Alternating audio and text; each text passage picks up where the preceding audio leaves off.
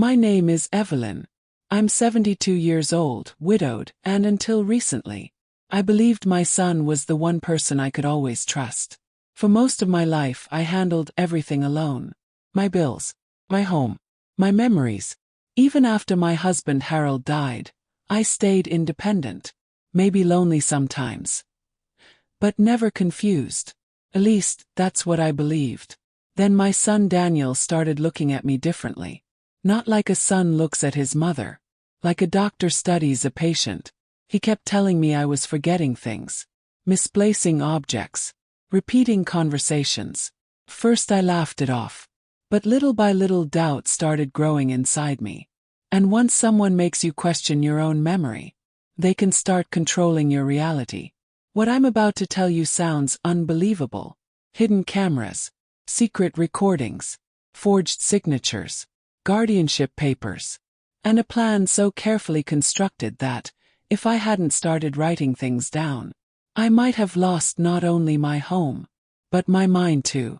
This is the story of how my own son tried to convince the world I was losing my sanity, and how a little blue notebook saved my life. The first time my son Daniel told me I was getting confused, I laughed. I truly laughed.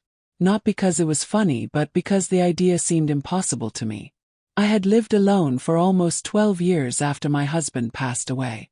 I paid my own bills, drove to the grocery store every Thursday morning, remembered every birthday in the family, and still made the same peach pie recipe my mother taught me in 1968 without ever needing to read it from paper.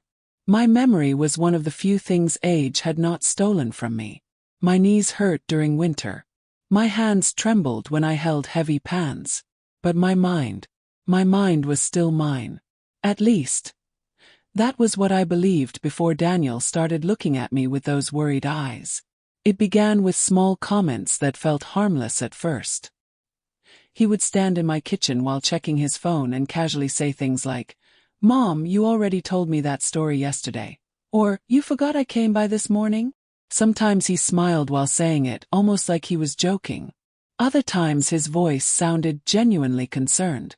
I remember one afternoon when I asked him if he wanted coffee, and he looked at me strangely before saying, "Mom, you already made me a cup 20 minutes ago." I looked at the sink and saw a mug there. I could not remember washing it. I remember feeling embarrassed, though I still believed there had to be a simple explanation. Then came the day he mentioned a nursing home for the first time. He tried to sound gentle about it. That almost made it worse. We were sitting in the living room after dinner when he lowered the television volume and leaned forward in his chair. "Mom," he said carefully, "have you thought about maybe getting some extra help around here?" The moment he said those words, my stomach tightened. I knew exactly what he meant even before he continued talking. He mentioned how I was getting older, how he worried about me being alone, how people sometimes don't realize their memory is slipping until it becomes dangerous. Dangerous. That word stayed in my head for hours after he left. I barely slept that night. I kept replaying every conversation we had during the past few months, searching for proof that he was wrong. But something terrifying started happening inside my own mind. Tiny little seeds of doubt. Had I really forgotten certain things? Had I repeated stories more than usual? One moment in particular haunted me. A few weeks earlier, I had gone to the pharmacy and returned home convinced someone had moved my purse. I spent nearly an hour searching for it before finding it in the bathroom cabinet. At the time I blamed stress. But lying awake in bed that night, I wondered if Daniel had been right all along. Over the next several weeks, Daniel's concern seemed to grow stronger. He began stopping by more often, sometimes unannounced. First I appreciated it. Loneliness has a way of making any company feel comforting. But slowly, his visits began feeling different. He started checking things around the house. He opened drawers while pretending not to. He looked through my mail. Once, I walked into the kitchen and found him staring at my prescription bottles with a deep frown on his face. "Mom," he asked quietly, "did you already take today's pills?" The question irritated me more than it should have. I snapped back that I wasn't a child. But the truth was, I suddenly wasn't completely sure whether I had taken them or not. A few days later, Daniel brought his wife Melissa with him. That had never happened before during these concern talks. Melissa sat beside him on the couch with her hands folded tightly together like someone preparing for bad news. Daniel explained that they both loved me and only wanted what was best for me. Then Melissa mentioned how her aunt had shown similar signs before being diagnosed with dementia. The word hit me like ice water. Dementia. Hearing it spoken aloud changed something inside me. I stopped arguing after that. I stopped defending myself. Because no matter how hard I tried to sound calm, I could hear fear creeping into my own voice. That same evening after they left, I noticed something strange. On the kitchen counter sat my checkbook. I was absolutely certain I had left it inside my bedroom drawer earlier that morning. My first thought was that Daniel had looked through it while I was folding laundry. But another thought quickly followed behind it, colder and heavier than the first. What if I moved it myself, and simply forgot? I stood there staring at that checkbook for several minutes, feeling my confidence crack in a way I had never experienced before. It is a terrible thing when you can no longer fully trust your own mind. The next morning I bought a small blue notebook from the grocery store. Nothing fancy, just a cheap little thing that could fit inside my purse. I told myself it was only temporary. Just until I proved to myself that my memory was fine. Every time I did something important I wrote it down. Took medication at 8:10 a.m. Paid electricity bill at 9:32 a.m. Daniel called at 11:04 a.m. Ate soup for lunch. Locked back door at 6:41 p.m. First it felt silly. But after only 2 days, the notebook became comforting. Solid. Reliable. Unlike my thoughts, the pages did not change. The pages did not doubt me. And then, 3 weeks later, I wrote down something that would change everything I thought I knew about my son. Daniel arrived unusually early that Thursday morning. I remember because I had written down the exact time in the notebook the moment I heard his car pull into the driveway. 8:17 a.m. Rain tapped softly against the kitchen windows while I prepared oatmeal on the stove. And for a moment everything felt almost normal again. He walked in carrying coffee cups from the cafe near his office, smiling in that tired way working men do when they pretend life is under control. But something about his energy felt rushed, nervous. He kept glancing toward the hallway instead of looking directly at me while he talked, and his fingers tapped constantly against the cardboard coffee sleeve. He asked strange questions that morning. Not obvious ones. Subtle ones. Questions disguised as casual conversation. Had I been sleeping well lately? Was I still balancing my own bank account? Did I ever get confused while driving? Every answer I gave seemed to disappoint him somehow. I noticed it immediately. Whenever I responded clearly and confidently, a shadow crossed his face for half a second before he forced another smile. At one point he even asked whether I had considered giving him access to my finances, just in case something happened. The words sounded careful, rehearsed, like someone practicing lines from a script. I told him I appreciated the concern, but I was managing perfectly fine on my own. The moment I said that, the warmth in his expression cooled slightly. He looked away and took a long sip of coffee before saying, "Mom, sometimes people don't realize when they need help." There was no anger in his voice. That was what made it unsettling. He sounded calm, patient, like a doctor explaining difficult news to someone fragile. I suddenly felt smaller sitting there at my own kitchen table. Older. Weak. The feeling angered me more than I wanted to admit. After breakfast, Daniel offered to take out the trash while I folded laundry in the bedroom. 10 minutes later, I walked back into the kitchen and immediately sensed something had changed. It is strange how instinct works. Nothing looked obviously different, yet the room felt disturbed somehow. Then I noticed my purse sitting slightly open on the counter. I always kept it zipped shut. Always. My chest tightened. I checked inside casually while pretending not to panic. Everything appeared normal at first glance. Wallet, tissues, reading glasses, notebook. But when I opened the notebook, my stomach dropped. Several pages near the middle had been folded sharply backward. Not ripped out, Not damaged, just bent. Someone had clearly gone through it. I looked toward the back door window and saw Daniel outside near the garbage bins. My hands started trembling so badly that I nearly dropped the notebook onto the floor. For a long moment, I simply stood there staring at the folded pages. Those particular pages contained detailed notes about dates, conversations, and things Daniel himself had said during previous visits, including several moments he claimed I had forgotten something, even though my notes proved otherwise. I suddenly realized the notebook was no longer just helping me remember things. It was recording inconsistencies. When Daniel came back inside, he acted completely normal. Too normal. He asked if I wanted him to stop by later in the week to help organize paperwork. I told him I would think about it while carefully studying his face. For the first time in my life, I found myself searching my own son's expression for signs of dishonesty. It made me feel sick.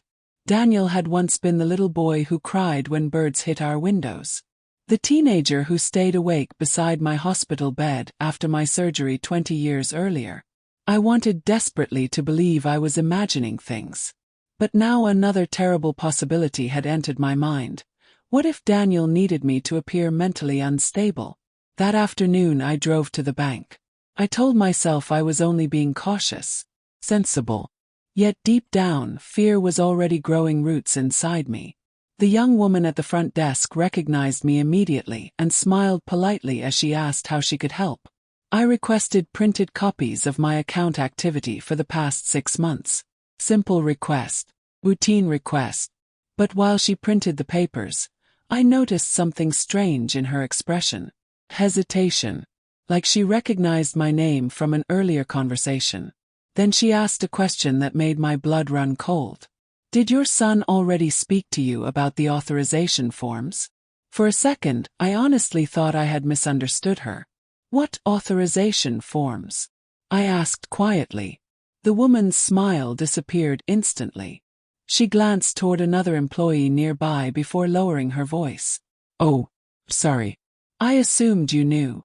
She looked genuinely uncomfortable now. Your son came in 2 weeks ago asking about becoming an authorized contact on your accounts. He said there were concerns about your memory. I felt the room tilt slightly around me. 2 weeks ago, Daniel had gone behind my back. And suddenly every strange conversation, every worried look, every carefully worded question began fitting together in a way that terrified me far more than dementia ever could. I drove home from the bank in complete silence. The radio stayed off. Even the sound of the tires against the wet road seemed distant somehow, like I was hearing everything through water. My hands gripped the steering wheel so tightly my knuckles turned pale white. Several times I caught myself whispering the same sentence under my breath without realizing it. Why would he do that? Over and over again. Not angry. Not yet. Mostly confused. A mother spends her entire life believing she knows her child better than anyone else on earth. But that afternoon, for the first time, Daniel felt like a stranger wearing my son's face. The moment I stepped inside the house, I locked the front door and sat at the kitchen table with the bank documents spread out before me. Rain continued falling outside, soft and steady, while the clock above the stove ticked loudly enough to make the silence unbearable. I began examining every page carefully, line by line. Most transactions looked normal: utilities, groceries, pharmacy purchases. But after nearly 40 minutes, I noticed something unusual. 3 withdrawals had been made over the previous month from the savings account my late husband Harold and I built together. Small amounts. $500. Then $700. Then $900. All withdrawn in person at the branch downtown. I never withdrew cash in person. My chest tightened immediately. First I tried to rationalize it. Maybe I had moved money and forgotten. Maybe there was some banking error. But then I saw the signatures attached to the withdrawal slips. My name was written there. Yet something about the handwriting looked slightly wrong. Similar enough to pass quickly. Different enough to make my skin crawl. The letters leaned harder to the right than mine usually did. The R in my last name curved strangely. I pulled old birthday cards from the kitchen drawer and compared the signatures side by side. The difference became impossible to ignore. Someone had been imitating my signature. I sat frozen at that table for nearly 10 minutes. Then the fear arrived. Real fear. Not fear of aging. Not fear of loneliness. Fear of betrayal. My breathing became shallow as memories started flooding back into my mind. Daniel insisting I rest while he handled paperwork. Daniel offering to pick up my mail. Daniel asking strange questions about my accounts. Suddenly every interaction felt contaminated with hidden meaning. And worst of all, I could no longer tell how long it had truly been happening. Had this started recently? Or had I simply failed to notice before because I trusted him completely? That evening, Daniel called around 7 p.m. I nearly didn't answer. My entire body tensed the moment his name appeared on the phone screen. But I forced myself to remain calm. The notebook sat open beside me as I picked up the call and immediately wrote down the time. 7:06 p.m. His voice sounded cheerful. Too cheerful. He asked how my day had been, whether I'd eaten dinner, whether I needed anything from the store. Then casually, almost carelessly, he asked if I had checked the mail yet. The question hit me like a needle under the skin. No, I replied carefully. Why? Oh, nothing, he said quickly. Just wondering. That was when I knew. Absolutely knew. There was something specific he did not want me to see. The next morning before sunrise, I walked barefoot to the mailbox wearing my robe against the cold morning air. My heart pounded so hard I could hear it inside my ears. Inside the mailbox sat only 3 envelopes. 1 advertisement, 1 electric bill, and 1 letter from the bank. My hands trembled the moment I saw it. The envelope had already been opened once and then tucked closed again carefully. Someone had tried to hide the fact that it had been opened. I stared at it for several seconds before slowly pulling the paper out. The letter informed me that a request had been submitted regarding financial assistance and account oversight, due to concerns about cognitive decline. Submitted by immediate family. Felt physically ill. There was in black ink. Official. Real. My own son was building a legal case that I could no longer manage my life. And suddenly the notebook beside my bed transformed into something far more important than memory notes. It became evidence. That entire day, I began documenting everything with obsessive detail. Every phone call, every conversation, every strange comment Daniel made. I even started taking photographs around the house before leaving rooms, just to prove objects had not been misplaced by me. Part of me hated doing it. Hated feeling suspicious. Hated turning my home into something that resembled an investigation instead of a life. But another part of me, a quieter, colder part, understood something dangerous was unfolding beneath the surface. Late that night, while organizing papers in the bedroom, I noticed something else missing. Harold's old metal lockbox. The one where we kept property records, insurance documents, and copies of our wills. First I assumed I had moved it. I checked the closet, under the bed, hall cabinet, laundry room. Nothing. The box was gone. And as I stood there in the darkness of my bedroom, one horrifying thought entered my mind so clearly it felt almost spoken aloud. Daniel wasn't just trying to prove I was confused. He was preparing for something much bigger. I barely slept after discovering the lockbox was missing. Every sound inside the house seemed amplified by the darkness. The refrigerator humming in the kitchen. The creaking pipes behind the walls. Even tree branches brushing softly against the windows made my pulse jump.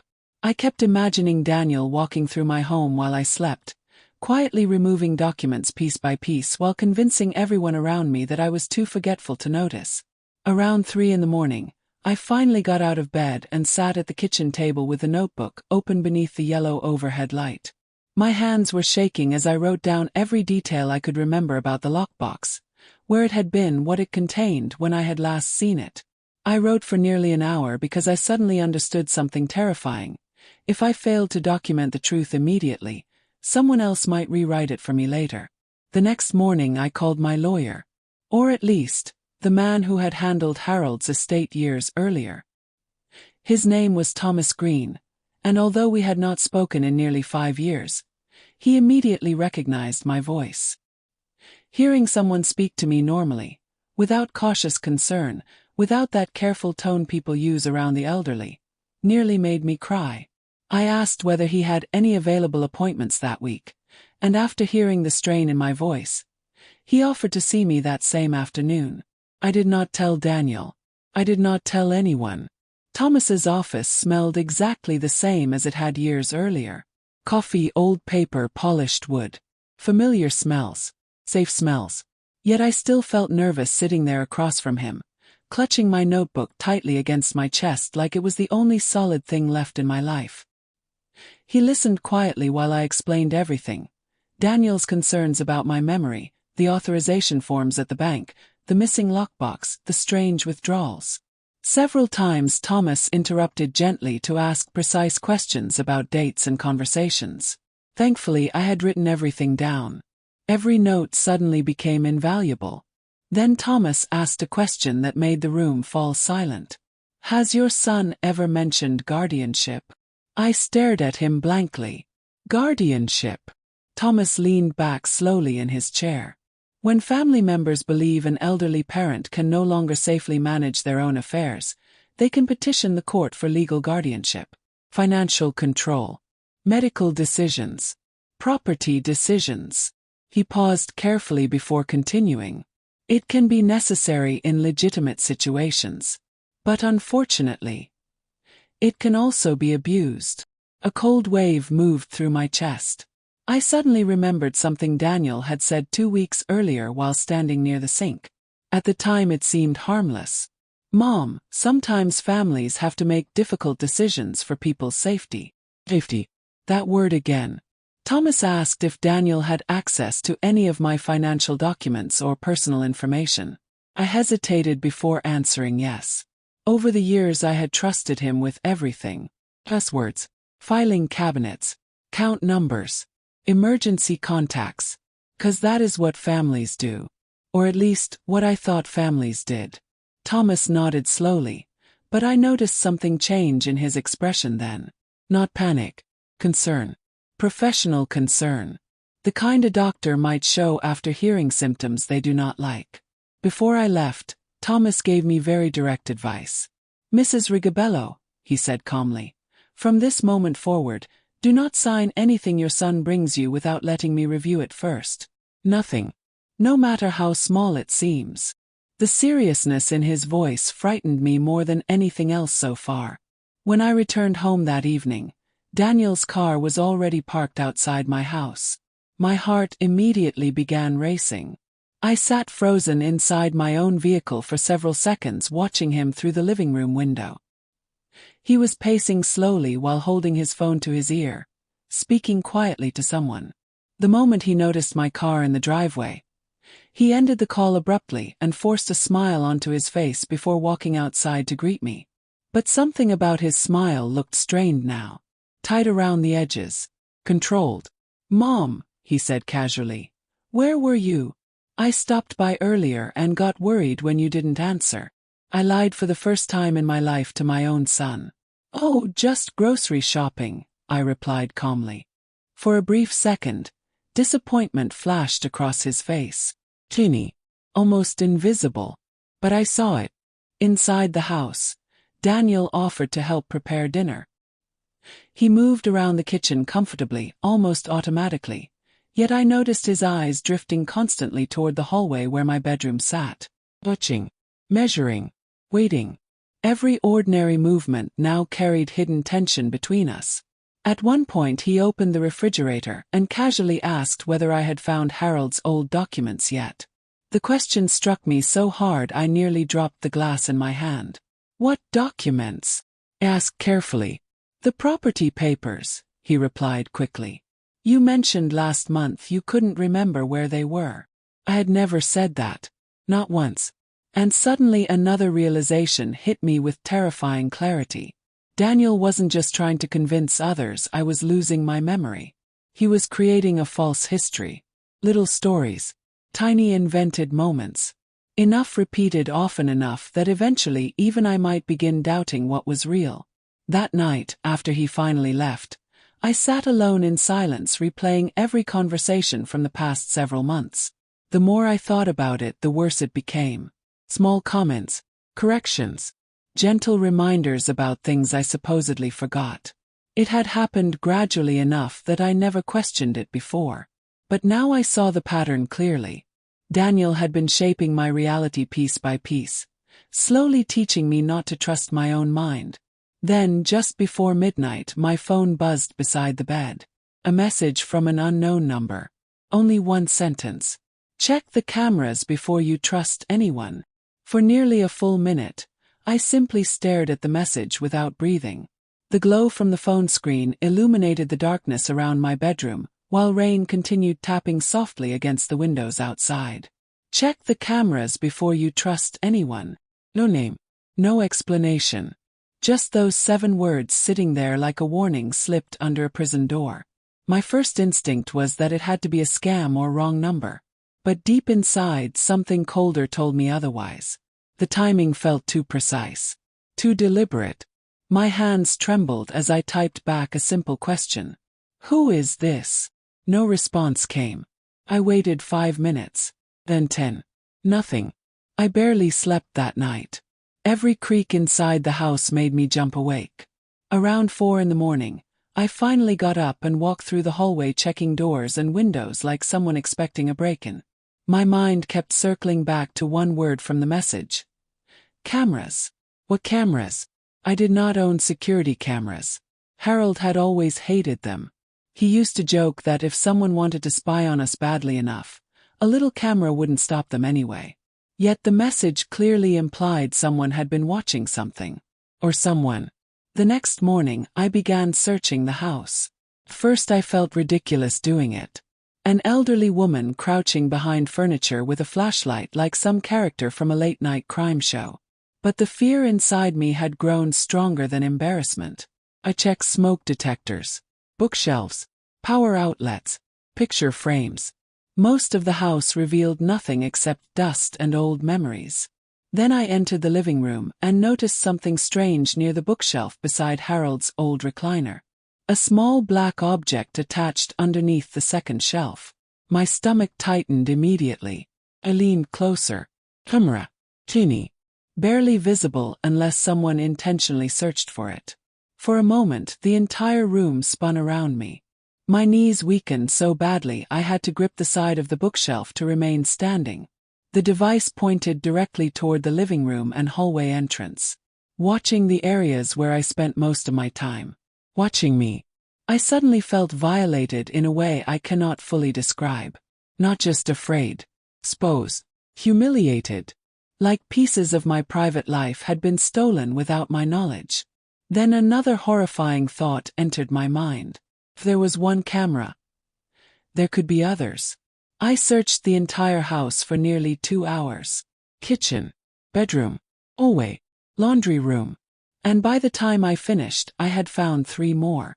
One hidden behind the microwave, one near the television cabinet, and one in my bedroom facing directly toward my desk where I kept my notebook. I sat on the edge of my bed afterward feeling physically sick. Someone had been monitoring my movements inside my own home. Not for days. Likely for weeks. Maybe months. Suddenly all the moments Daniel seemed to know things made terrible sense. How he always appeared aware when I moved paperwork. How he somehow knew when I sounded uncertain or emotional.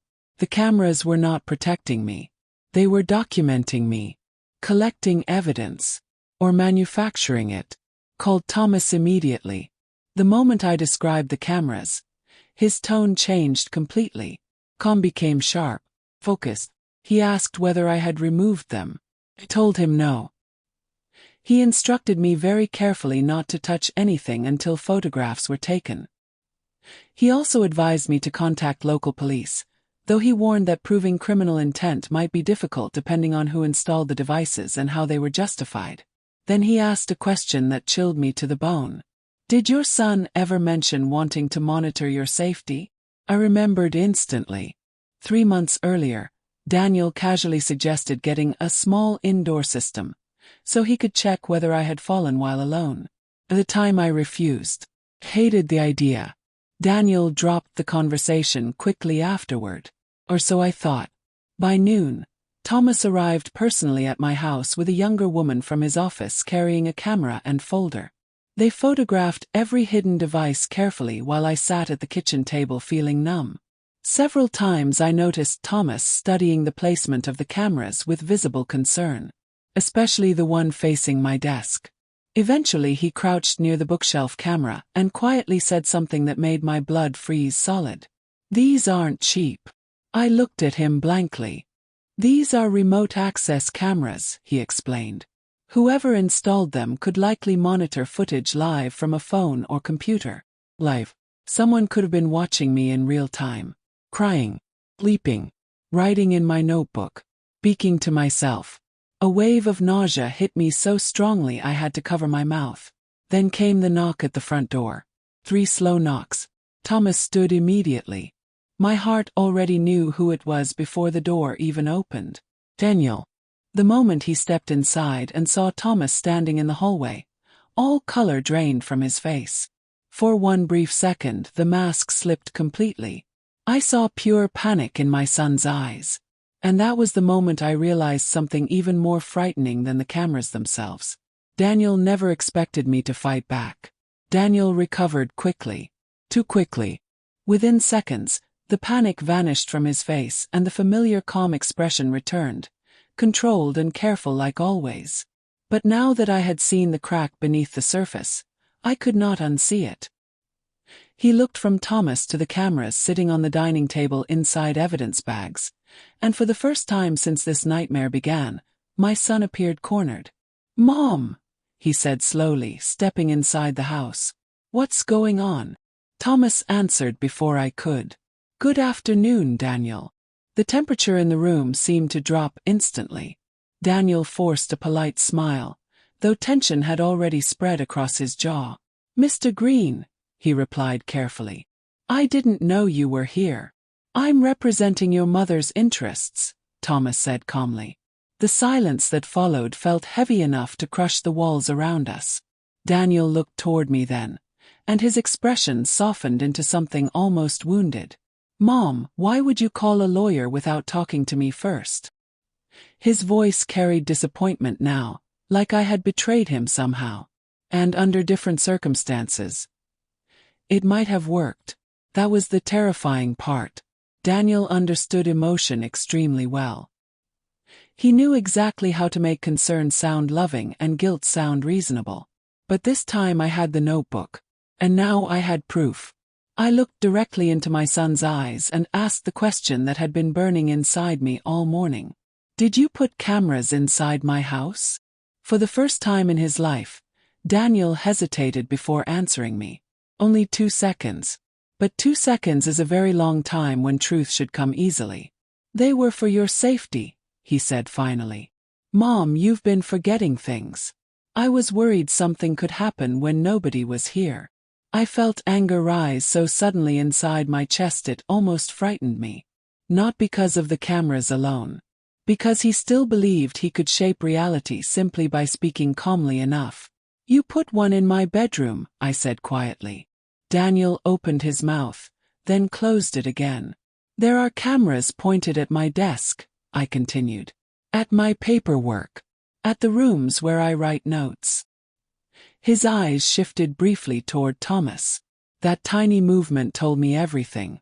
Thomas stepped forward slightly. "Did Mrs. Rigobello give written consent for surveillance inside her private residence?" Daniel's expression hardened immediately. "You're turning this into something ugly that it doesn't need to be," he snapped. There it was. The first crack in the performance. Not concern. Not compassion. Frustration. Because control was slipping away. Daniel started pacing slowly through the living room while speaking faster now, like someone trying desperately to regain control of a conversation spinning away from him. He talked about my age. About accidents. About confusion. About how hard things had become lately. Several times he repeated that he was only trying to help. But the more he spoke, the less convincing he sounded. Especially because every sentence carried the same hidden message beneath it. You cannot trust her version of reality. At one point he even gestured toward the notebook sitting on the kitchen table. She's become obsessive with writing things down, he said. That alone should tell you something. I saw Thomas glance at me carefully. Then he answered in the calmest voice imaginable. Actually, Daniel. The notebook demonstrates consistent cognitive clarity over several months. Silence. Daniel stopped moving. For the first time, I watched genuine fear enter my son's face. Not fear for me. Fear for himself. Thomas continued speaking evenly. Your mother documented dates, times, financial discrepancies, conversations, and behavioral patterns in remarkable detail. Frankly, the notebook undermines the claim that she's incapable of managing her affairs. The room became so quiet I could hear rainwater dripping from the gutters outside. Daniel looked at me then in a way I had never seen before. Not warmth, not affection, calculation. His mind was moving rapidly now, searching for another strategy, another angle, another way to regain control of the story. Then he said something that chilled me more than the cameras ever had. Mom, he said softly, do you really think people your age don't sometimes imagine things? People your age. Not Mom. Not you. People your age. It was the first time he spoke to me like I belonged to a category instead of a family. And suddenly everything became painfully clear. This was never about one argument. Or one misunderstanding. Daniel had been slowly reducing me from a person into a condition. Confused. Unstable. Manageable. I felt something inside me harden permanently. Thomas finally asked the question neither of us had spoken aloud yet. Daniel, did you remove documents from this home? Daniel looked directly at him. No. Too fast. Too smooth. Practiced lie. Because at that exact moment, I remembered something I had written in the notebook almost 2 months earlier after a strange conversation with Melissa. At the time it seemed insignificant. But now it returned to me with terrifying clarity. Melissa had asked whether Harold's property papers were still in the metal box. Not if they existed. Not where they were. She already knew about the box. Which meant Daniel had talked about it long before it disappeared. And suddenly another realization hit me so hard it nearly took my breath away. Daniel wasn't acting alone. Melissa was involved too. After Daniel left that evening, the house felt colder than usual. Not physically cold. Emotionally cold. Like something sacred had been damaged beyond repair. I sat alone in the living room staring at Harold's empty recliner while rainwater slid slowly down the dark windows. For most of my life, family had represented safety to me. Stability. The one thing in the world you never truly questioned. But now every memory involving Daniel and Melissa felt contaminated, as though someone had quietly poisoned the water without me noticing until it was too late. Thomas stayed behind for nearly another hour after Daniel left. He advised me to change every password connected to my accounts immediately. Bank access, email, insurance information, even my garage code. The seriousness in his voice frightened me because Thomas was not an emotional man. He spoke carefully, logically, professionally. If he looked worried, there was reason to worry. Before leaving, he also recommended something else. Mrs. Rigobello, I strongly suggest you do not remain alone in this house for the next several days. The suggestion startled me.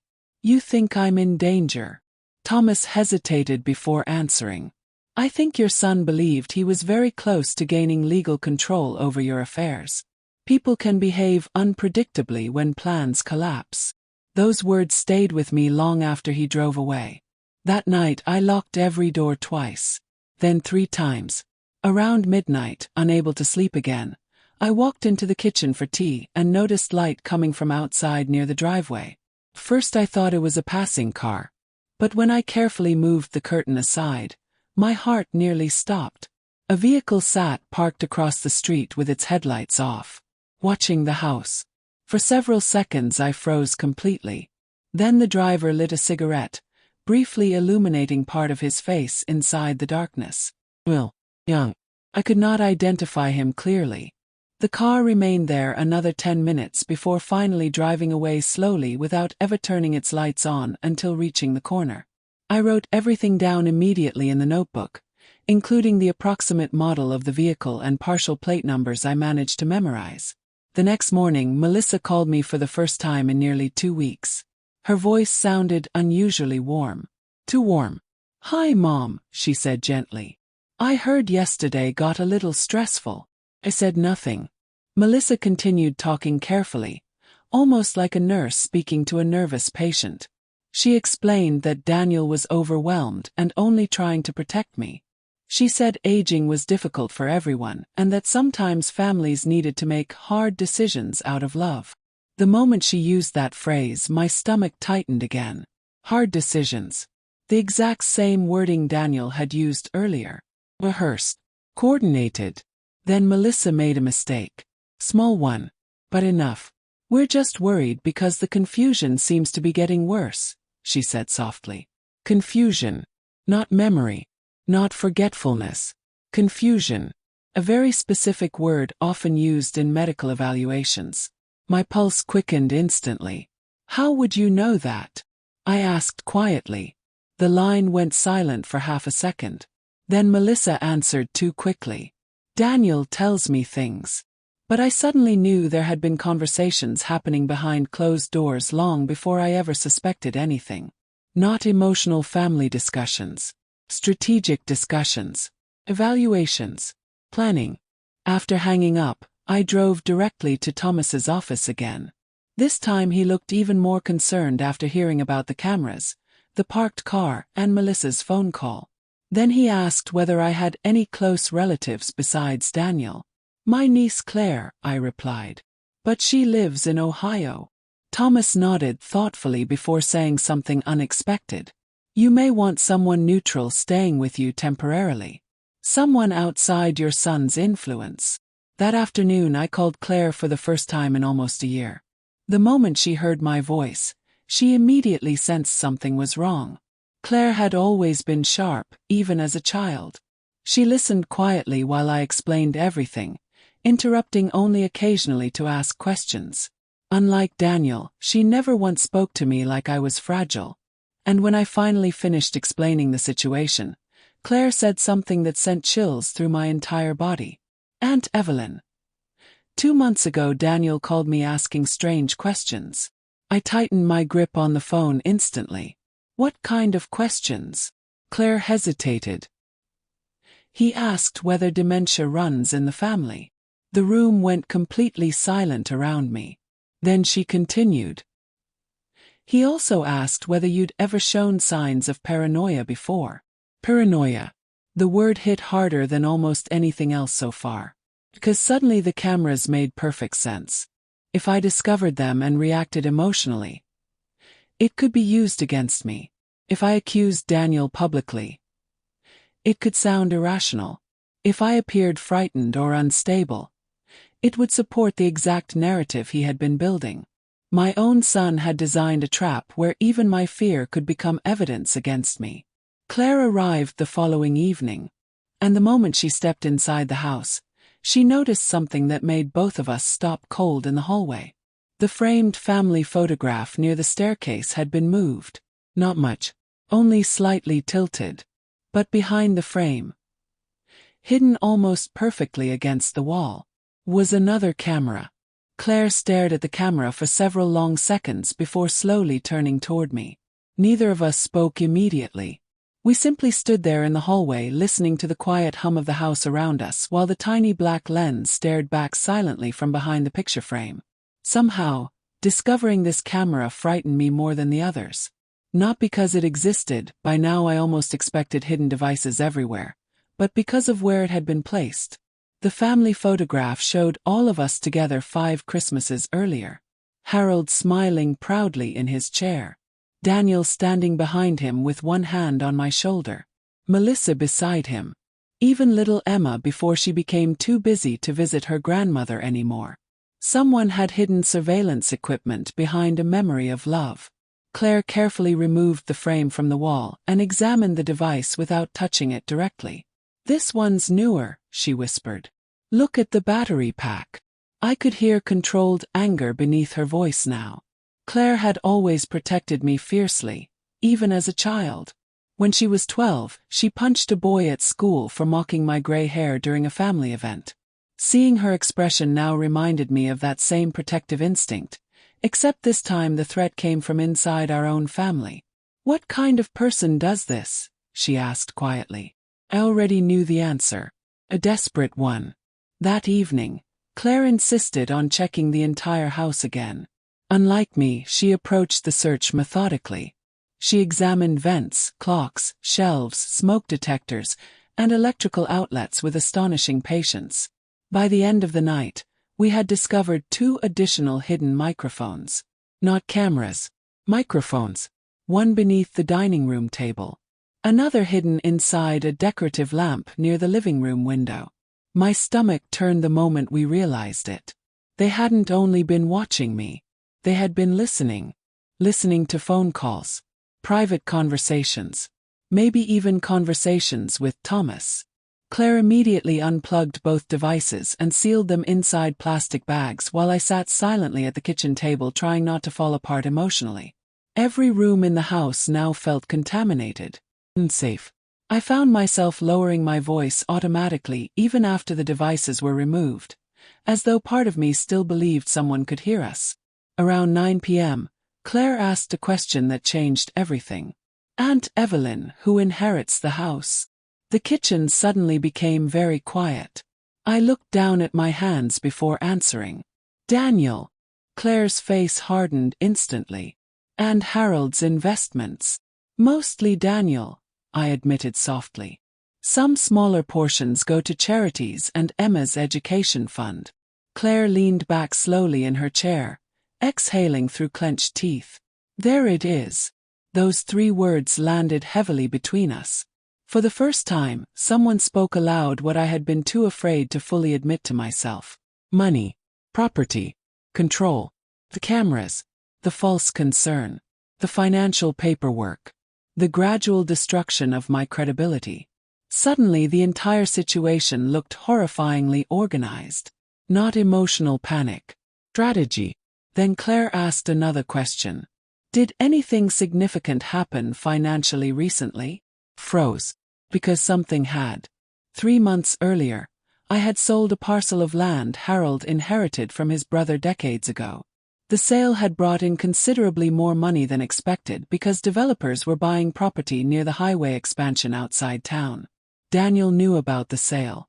In fact, he had seemed unusually interested in it at the time, asking detailed questions about where I planned to keep the money and whether I intended to update my will afterward. At the time, I thought he was simply being responsible. Now I saw it differently. Claire saw the realization spreading across my face immediately. "How much money?" she asked carefully. I told her. Her eyes widened slightly. "Oh my God." That was the moment the situation stopped feeling like family conflict and started feeling dangerous. Not emotionally dangerous. Legally dangerous. Financially dangerous. Claire insisted we stay awake, organizing every important document we could still locate inside the house. We worked until nearly 2 in the morning sorting papers across the dining table, while old jazz records played softly in the background to calm my nerves. Every so often I caught myself staring toward the windows expecting headlights or movement outside again. Paranoia was slowly becoming normal to me now, and I hated it. Then, shortly after 2:30 a.m., Claire discovered something inside Harold's old filing cabinet. Photocopy. Folded carefully between insurance documents. It was a partial legal form. Guardianship evaluation request. My name typed across the top.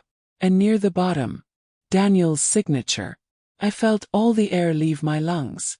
The document wasn't complete yet, but there was enough there to understand the direction things were moving. Statements regarding cognitive instability, memory deterioration, potential inability to independently manage financial decisions. Every phrase felt like a knife sliding slowly under my ribs. Claire read the paper twice before looking up at me with visible disbelief. He was already preparing this. Not considering it. Not worrying about it. Preparing it. Then my eyes landed on one specific sentence halfway down the form.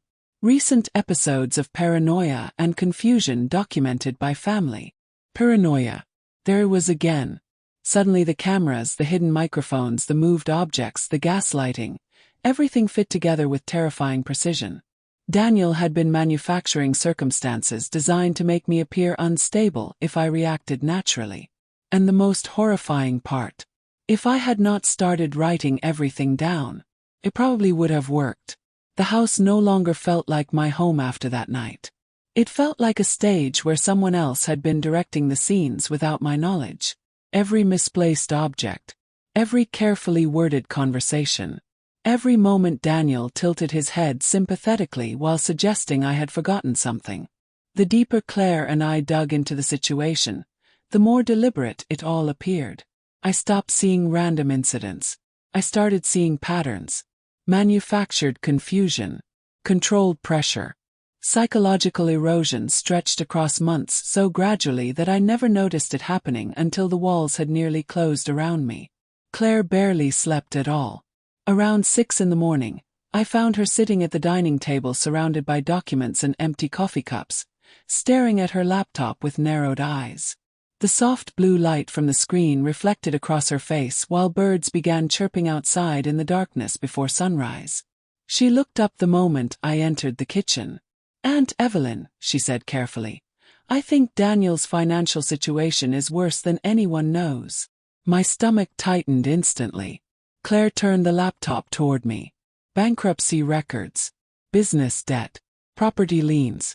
I stared silently at the screen while Claire explained what she had found through public records and local business filings. Daniel's construction company had been struggling for over a year. Multiple delayed payments. Lawsuits from contractors. Outstanding tax obligations. The numbers blurred together in my vision after a while. But one thing became painfully clear. Daniel was drowning financially. Suddenly every conversation about my assets sounded different in my memory. Every overly concerned question about wills, property, and future planning transformed into something darker. Not loving concern. Desperation. Then Claire pointed toward another document. Home refinancing records. Daniel and Melissa had apparently borrowed heavily against their own house 6 months earlier. Far more heavily than I would have ever imagined. Claire explained quietly that people usually do that only when cash flow becomes critical. I sat down slowly at the table because my knees no longer felt steady beneath me. "How bad is it?" I whispered. Claire hesitated before answering. "Bad enough that your inheritance could solve most of it." The words hit harder than anything else so far. Not because of the money itself. 'Cause I finally understood the timeline. The land sale. The increased pressure. The sudden concern about my memory. The guardianship paperwork. The surveillance. The attempts to isolate me from decision-making. It had escalated after the money arrived. That realization broke something inside me permanently. A mother can survive many things. Disappointment. Distance, even betrayal. But there is a unique kind of grief that comes from realizing your child has started looking at you and seeing an opportunity instead of a person. Around noon, Thomas arrived again, this time carrying a thicker folder than usual. His expression alone told me the situation had become serious enough to move beyond quiet preparation. After reviewing the guardianship form Claire discovered, he finally said what neither of us wanted to hear aloud. "I believe your son intended to petition the court within the next few weeks." I felt suddenly lightheaded. Thomas explained that the documentation Daniel had been collecting, the bank concerns, the supposed memory lapses, testimony from Melissa, possible surveillance footage, and behavioral observations, could have created a convincing narrative if left uncontested. Especially because courts often move cautiously when elderly individuals live alone with significant financial assets involved. Then Thomas looked directly at me. "But your notebook changes everything." I looked down at the blue notebook resting beside my hand. That little cheap notebook from the grocery store. The thing Daniel mocked. The thing he tried to monitor with hidden cameras. It had become the single strongest defense against the false reality being built around me. Thomas carefully flipped through several pages while speaking. These entries are consistent, detailed, organized. They demonstrate awareness, pattern recognition, independent judgment, and chronological clarity over an extended period. For the first time in weeks, I felt something close to relief. Not safety, but validation. I wasn't crazy. I wasn't confused. I wasn't imagining things. Then Thomas asked a question that shifted the room's atmosphere instantly. Mrs. Rigobello, would you be willing to press charges if necessary? Silence. Heavy silence. Because until that moment, part of me still viewed this as a terrible family misunderstanding spiraling out of control. But legal charges transformed everything into something final. Real. Public. My voice cracked slightly when I answered. He's still my son. Thomas nodded slowly. I understand. But Claire didn't nod. She looked furious now. He installed cameras in her bedroom, she snapped. He forged signatures. He tried to take control of her life. I closed my eyes briefly, because hearing it spoken aloud made the situation sound even uglier than it already felt inside my heart. Before anyone could continue speaking, my phone suddenly buzzed on the table. Daniel. The room went completely still. Claire immediately whispered, "Don't answer." But I did. The moment I picked up, I noticed something strange about Daniel's voice. He sounded calm again. "Come, Mom," he said softly. "I think we need to stop involving outsiders in family matters." My blood ran cold instantly. Because I had never told him Thomas was back at the house.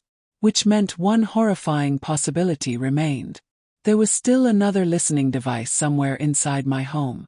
The realization hit all of us at the exact same moment. Thomas stopped turning pages in the notebook. Claire slowly lifted her eyes toward the ceiling. And I felt a cold wave spread through my chest so intensely that my fingertips went numb. Daniel knew Thomas was there. Which meant we had missed something. Another microphone. Another camera. Another hidden pair of ears inside my home. I forced my voice to remain steady while holding the phone against my ear. "I don't know what you mean," I replied carefully. Daniel exhaled softly on the other end of the line, almost disappointed.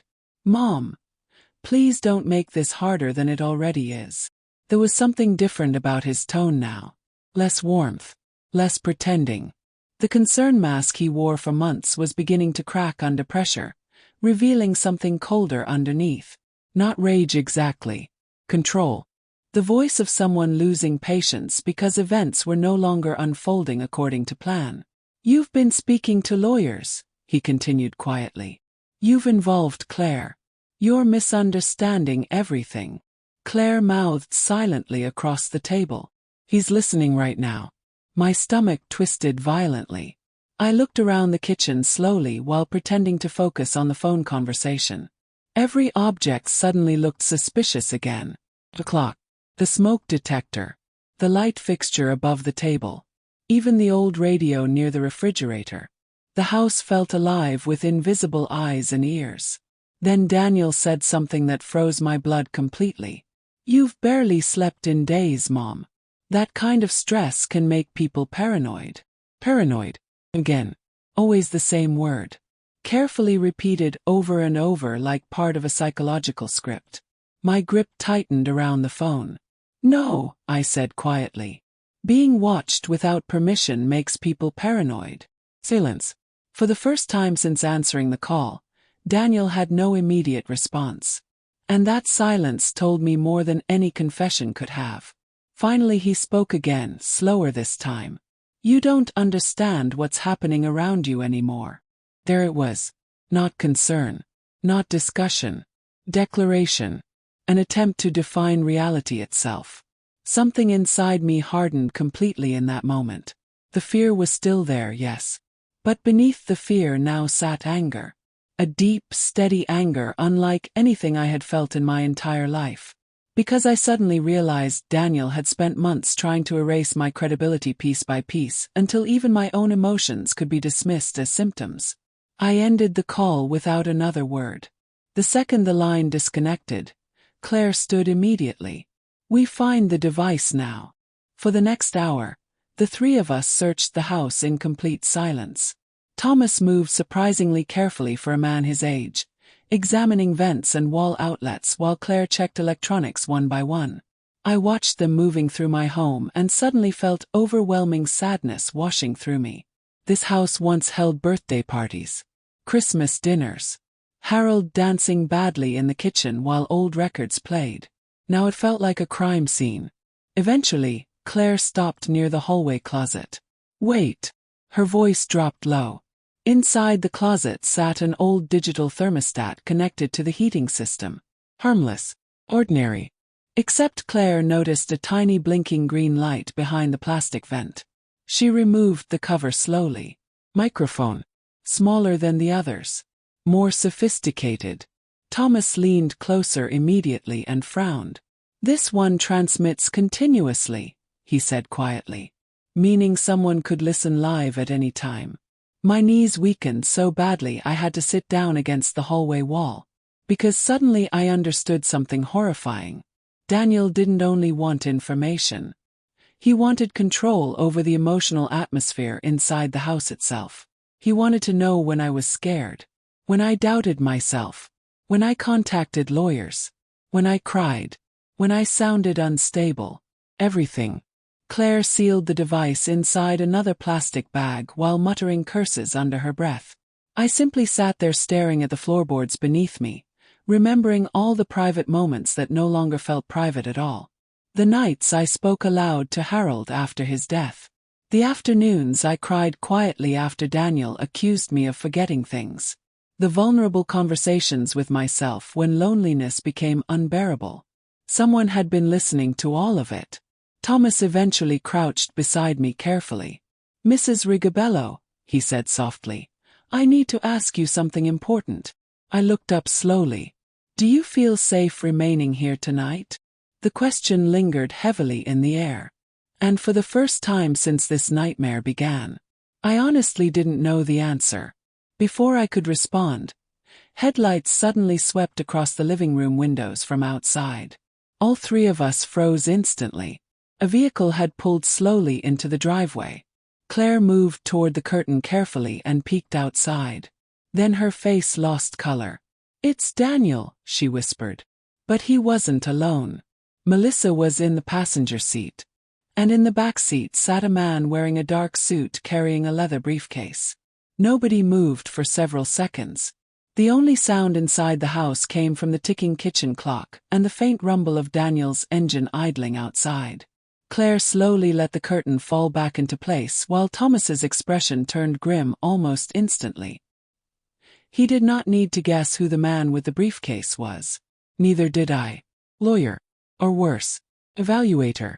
My chest tightened so violently it became difficult to breathe. "They came prepared," Claire whispered. Thomas nodded once, slowly. Then he looked directly at me. "You do not have to let them inside." That sentence mattered more than I can explain. Because over the past several months, Daniel had slowly conditioned me to feel like I no longer had authority over my own life. Every concerned correction, every subtle reminder about my age, every suggestion that I was becoming incapable. Piece by piece, he had trained me to question my right to make decisions inside my own home. But this was still my house. My decision. The front doorbell rang. Once. Then again, longer this time. Melissa's voice floated faintly through the wood. "Evelyn. We just want to talk." Always talk. Never truth. Thomas quietly gathered the evidence bags containing the microphones and cameras, while Claire moved closer to me protectively. I noticed her hands trembling slightly now despite her anger. She was afraid too. We all were. Because nobody knew how far Daniel was willing to go after losing control of the situation.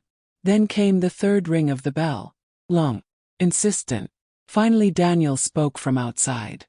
"Mom, please open the door. We're worried about you." There it was again. the performance, the carefully staged concern. But now I could hear something else beneath it: urgency, pressure, fear. He needed this fixed quickly. I stood slowly from the chair.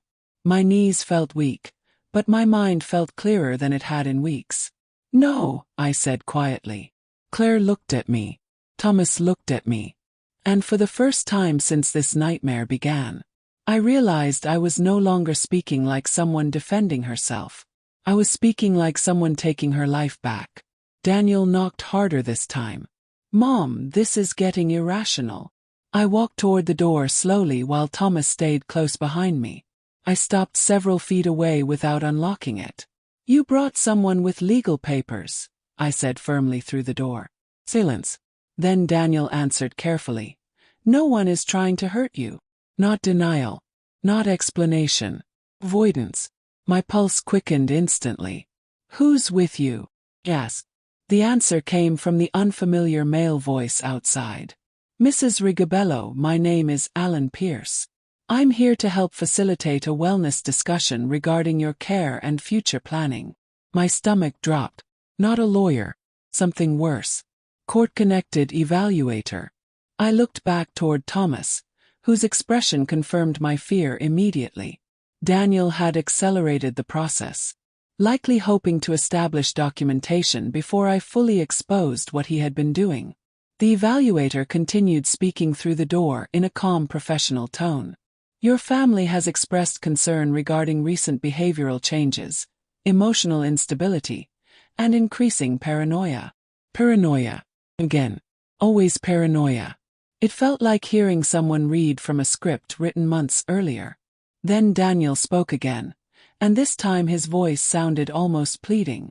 "Mom, if you just cooperate, nobody has to make this difficult." Cooperate. Not talk.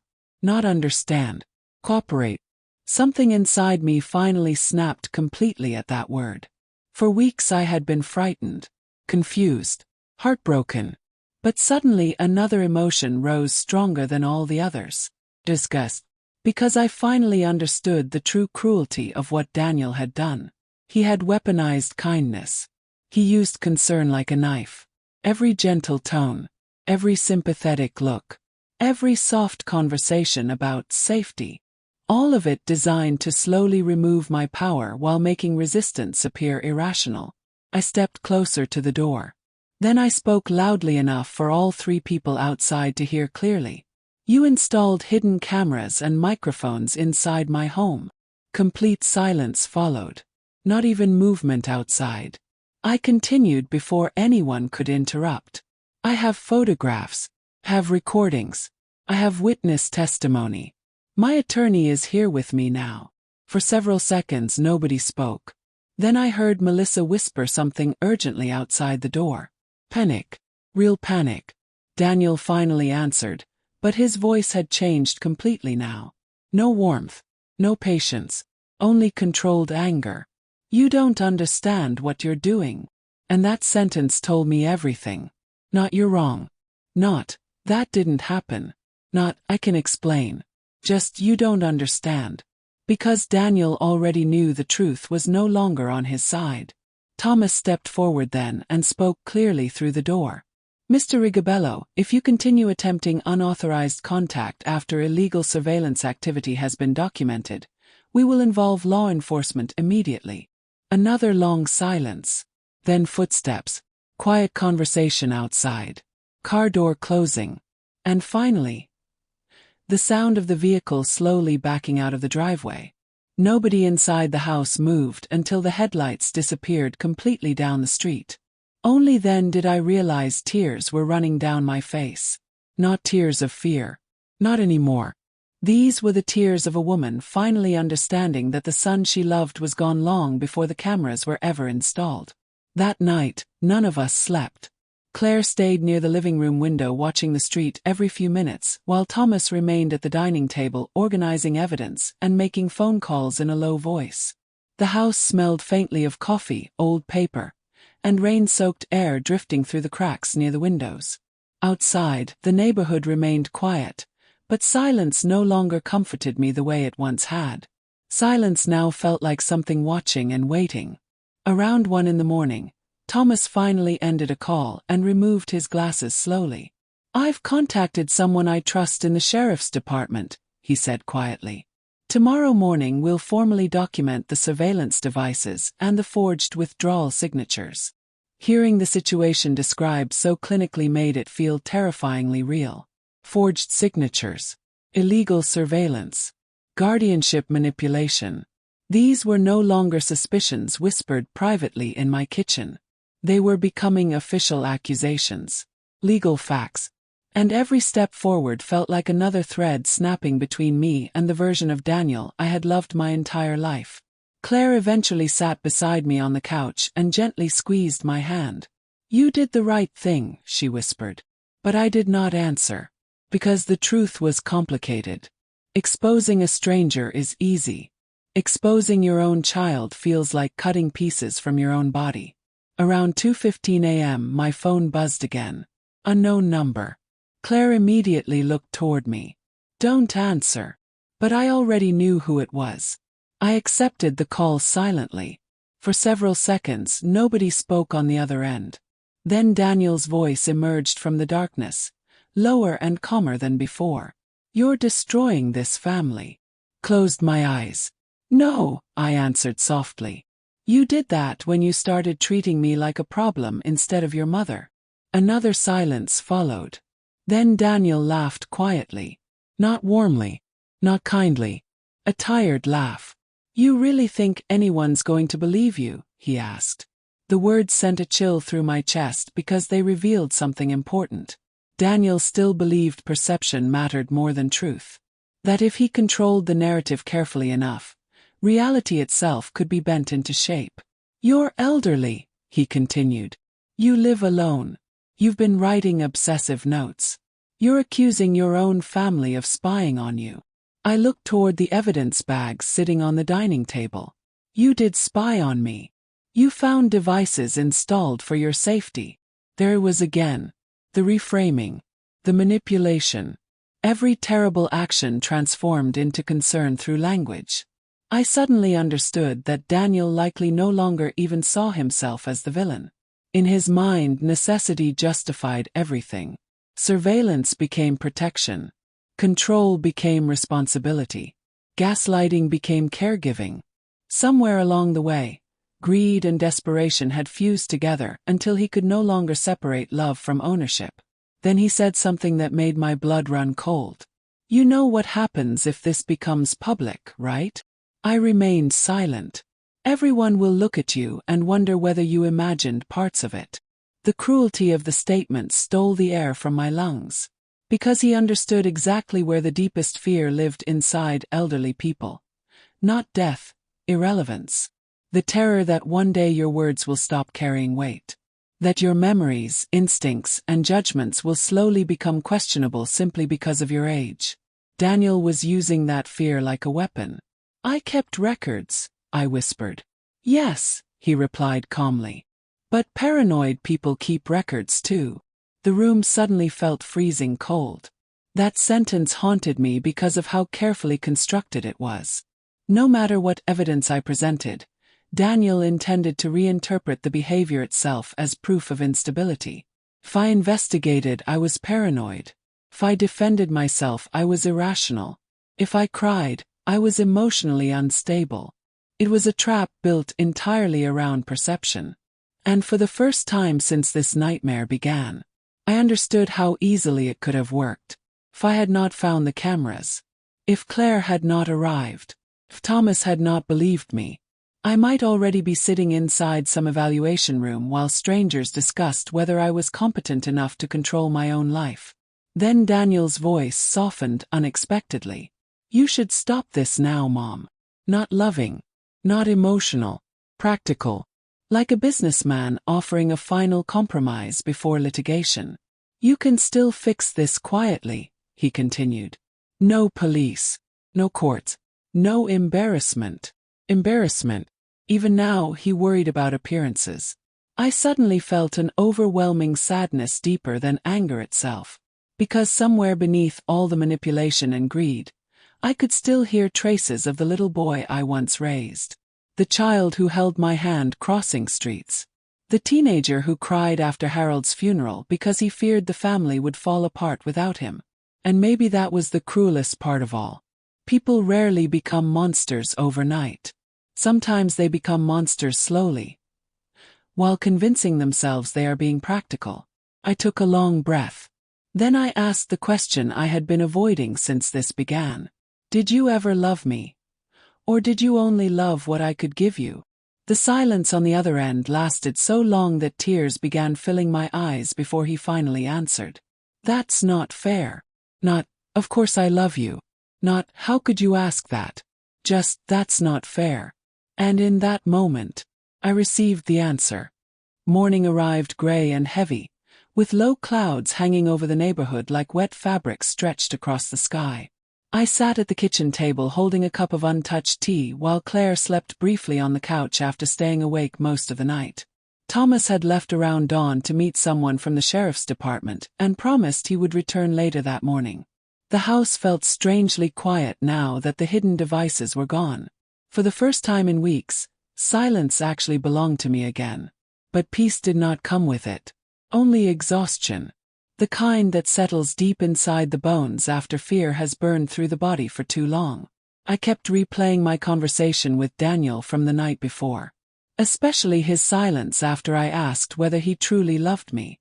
Mothers notice things other people miss. Tiny pauses. Breathing changes. The emotional weight behind words left unsaid. And what haunted me most was not anger in his voice. It was absence. As though somewhere along the way, financial desperation had hollowed him out emotionally until survival mattered more than morality. Around 9 in the morning, a black sheriff's vehicle pulled quietly into the driveway. Claire woke immediately the moment she saw it through the window. Minutes later, Thomas entered the house accompanied by a woman in plain clothes carrying a leather folder beneath one arm. She introduced herself as Detective Elena Ramirez. Eyes, sharp posture. The kind of person who notices details before others even realize they exist. She listened carefully while Thomas summarized everything discovered so far. The cameras, microphones, forged signatures, guardianship paperwork, and Daniel's increasingly aggressive behavior. Several times she asked me direct questions regarding dates and timelines. Thankfully, the notebook answered almost everything precisely. Eventually, Detective Ramirez asked to see the hidden devices personally. Claire brought out the sealed evidence bags one by one. The detective examined each item silently. Then she frowned. These weren't installed by amateurs, she said quietly. A chill moved through the room. She explained that some of the equipment appeared commercially modified for remote monitoring and extended recording storage. Not something most people casually purchased for basic home security. My stomach tightened again as another horrifying possibility entered my mind. How long? I whispered. The detective looked toward me carefully. With this setup, potentially months. I suddenly imagined all the private moments quietly stolen from my life during that time. Grief after Harold's anniversary. Phone calls with old friends. Crying alone at night. Sitting in silence speaking to photographs like lonely widows sometimes do when nobody else is around to hear them. Someone had been collecting fragments of my life like evidence. Then Detective Ramirez asked the question I had secretly feared most. Did your son ever encourage medical evaluations? I nodded slowly. Several times.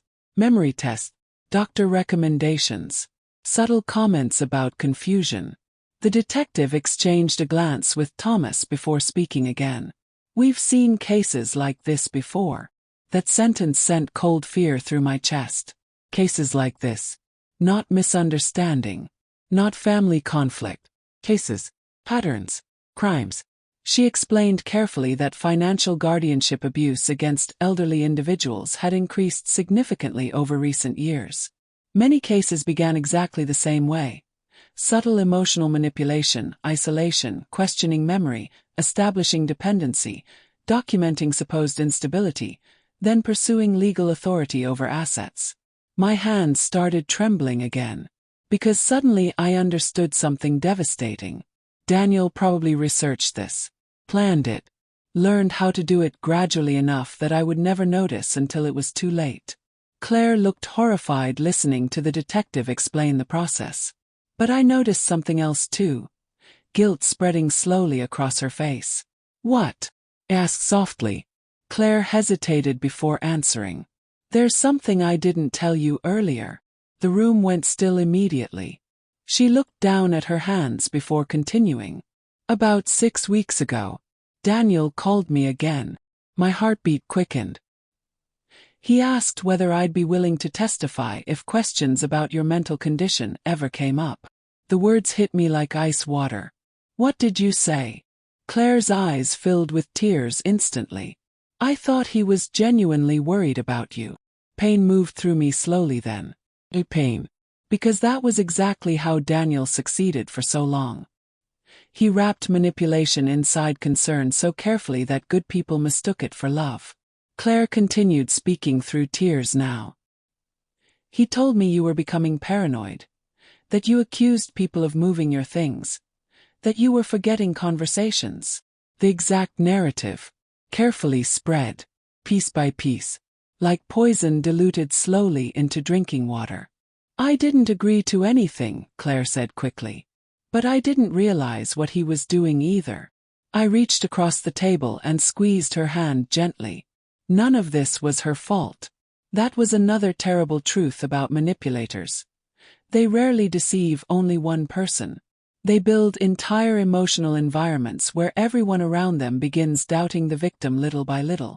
Then Detective Ramirez opened her folder and removed several printed documents. What I'm about to say may upset you, she warned carefully. My stomach tightened immediately. We found records indicating your son already consulted with a private assisted living facility. The room seemed to tilt sideways around me. What? She slid one document slowly across the table. My name sat there near the top of the page. Prospective resident. Evaluation pending. Estimated financial transfer options attached underneath. I stared at the paper, unable to breathe properly. Because suddenly the final destination of all this became horrifyingly clear. Daniel wasn't only trying to control my finances. He was preparing to remove me from my own life completely. For a long time, nobody in the kitchen spoke. I simply stared at the assisted living documents spread across the table while morning light filtered weakly through the curtains behind us. My name looked foreign printed there beside phrases like care transition, cognitive observation, and financial management coordination. Clinical language. Cold language. The kind that strips humanity away from difficult actions and makes them sound reasonable. Prospective resident. As though my entire life could be reduced to paperwork waiting for approval. I suddenly imagined strangers packing my belongings into boxes while Daniel stood nearby explaining sadly that it was for my own safety. I imagined my house sold quietly afterward. Harold's chair removed. Our photographs discarded. My independence erased piece by piece while everyone around me nodded sympathetically about aging and decline. And the worst part. If the cameras had remained hidden a little longer, it might already have happened. Claire began crying softly beside me. I'm so sorry, Aunt Evelyn. But I barely heard her. Because another realization had just entered my mind. My granddaughter. How much did she know? The thought hurt almost more than Daniel himself. Emma used to spend weekends baking cookies with me when she was little. She once told her entire kindergarten class that Grandma Evelyn made the safest house in the world. But over the last year, her visits became shorter, less frequent. Eventually they stopped almost completely. At the time I blamed modern life. Teenagers. Phones. Cool. Now I wondered whether Daniel and Melissa had been slowly separating her from me too. Detective Ramirez eventually broke the silence. Mrs. Rigobello. There's something else. The tone of her voice immediately tightened my chest again. She slid another paper across the table. Bank transaction records. Large ones. Much larger than the forged withdrawals we already discovered. Several transfers had apparently been attempted from my accounts during the past 2 weeks but flagged for additional verification because of unusual activity patterns. One request involved liquidation discussions connected to Harold's investment portfolio. My hands started shaking violently. He tried to sell Harold's investments. Thomas answered quietly. We believe he was preparing access in advance. Preparing. Always preparing. Every revelation made it clearer this was not emotional desperation spiraling out of control. It was calculated escalation. Daniel had been building toward something step by step for months. Then Detective Ramirez asked another question. Do you still have access to your original will? The room fell silent again. Because suddenly I wasn't sure. The metal lockbox remained missing. And if Daniel had already accessed legal documents, my heart sank. Thomas immediately understood the concern spreading across my face. We'll verify everything today, he said firmly. No one changes estate documentation legally without a trail. But I noticed something else in his expression now too. Urgency. Real urgency. Because time mattered. If Daniel believed the situation was collapsing around him, nobody knew what he might attempt next. Around noon, Thomas and Detective Ramirez left temporarily to begin formal documentation procedures. Claire insisted on staying with me, though neither of us moved much after they left.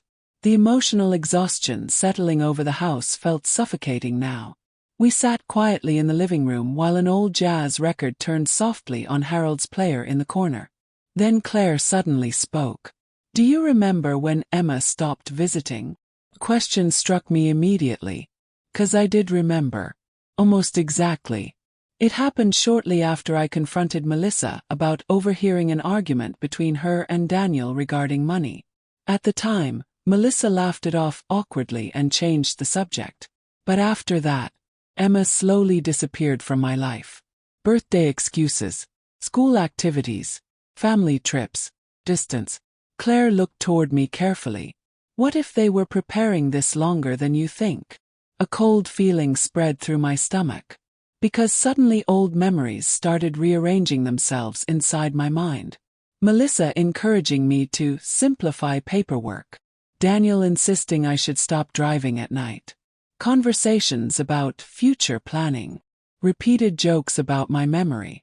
Even Emma occasionally asking strange questions like, Grandma, do you ever get confused when you wake up? Questions children rarely invent themselves. I suddenly felt physically sick. Because manipulation inside families rarely happens all at once.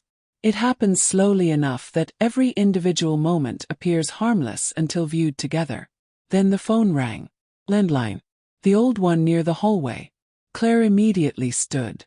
But I already knew somehow. The moment I answered, I recognized her voice instantly. Nervous. Grandma. Tears filled my eyes immediately. Emma. For several seconds neither of us spoke. Then she whispered something that made my heart stop. Dad told me not to call you anymore. The room around me disappeared. Only her voice remained. I sat down slowly against the hallway wall while Claire watched with concern from nearby. Why? I whispered. Emma hesitated. Then came the sentence that shattered whatever remained inside my chest. He said you were getting dangerous. Dangerous. Not sick. Not forgetful. Dangerous. I covered my mouth with my hand as tears finally broke loose completely. Because in that moment I understood the full cruelty of what Daniel had done. He wasn't only stealing money, or property, or legal control. He was slowly rewriting who I was in the minds of the people I loved. Emma cried quietly on the phone while I tried to steady my own breathing enough to speak clearly. Her voice sounded older somehow. More cautious than a 16-year-old girl should sound. I suddenly realized how long she must have been carrying confusion inside her heart without understanding what was true anymore. Grandma, are you okay? She whispered. The question nearly broke me. Because she sounded afraid of the answer. I wiped my eyes slowly and forced calm into my voice. Yes, sweetheart. I'm okay. But then she asked something that chilled me completely. Did you really forget Grandpa died one day? My chest tightened instantly. What? Emma hesitated again. Dad said you got confused and asked where Grandpa was. Like you thought he was still alive. Closed my eyes. That never happened. Not once. The realization hit me with horrifying clarity. Daniel hadn't only been building legal evidence. He'd been building emotional evidence inside the family too. Carefully crafted stories repeated enough times that eventually people stopped questioning them. Emma, I said gently, listen to me very carefully. Your grandfather died 12 years ago. I have never forgotten that. Silence. Then soft crying. I didn't think so, she whispered. That sentence filled me with equal parts relief and heartbreak. Somewhere deep inside, Emma had still doubted the narrative being fed to her. Children notice inconsistencies adults overlook. They feel emotional truth even when facts become distorted around them. Then Emma lowered her voice further. Grandma, I heard Mom and Dad fighting about you. My pulse quickened immediately. What did they say? Another hesitation. Dad kept saying he needed things finished before you changed your mind. Every muscle in my body went cold. Finished. Not discussed. Not solved. Finished. Emma continued speaking quietly between tears now, as though releasing something she had been carrying alone for too long. One night Dad got really angry because some papers weren't signed yet.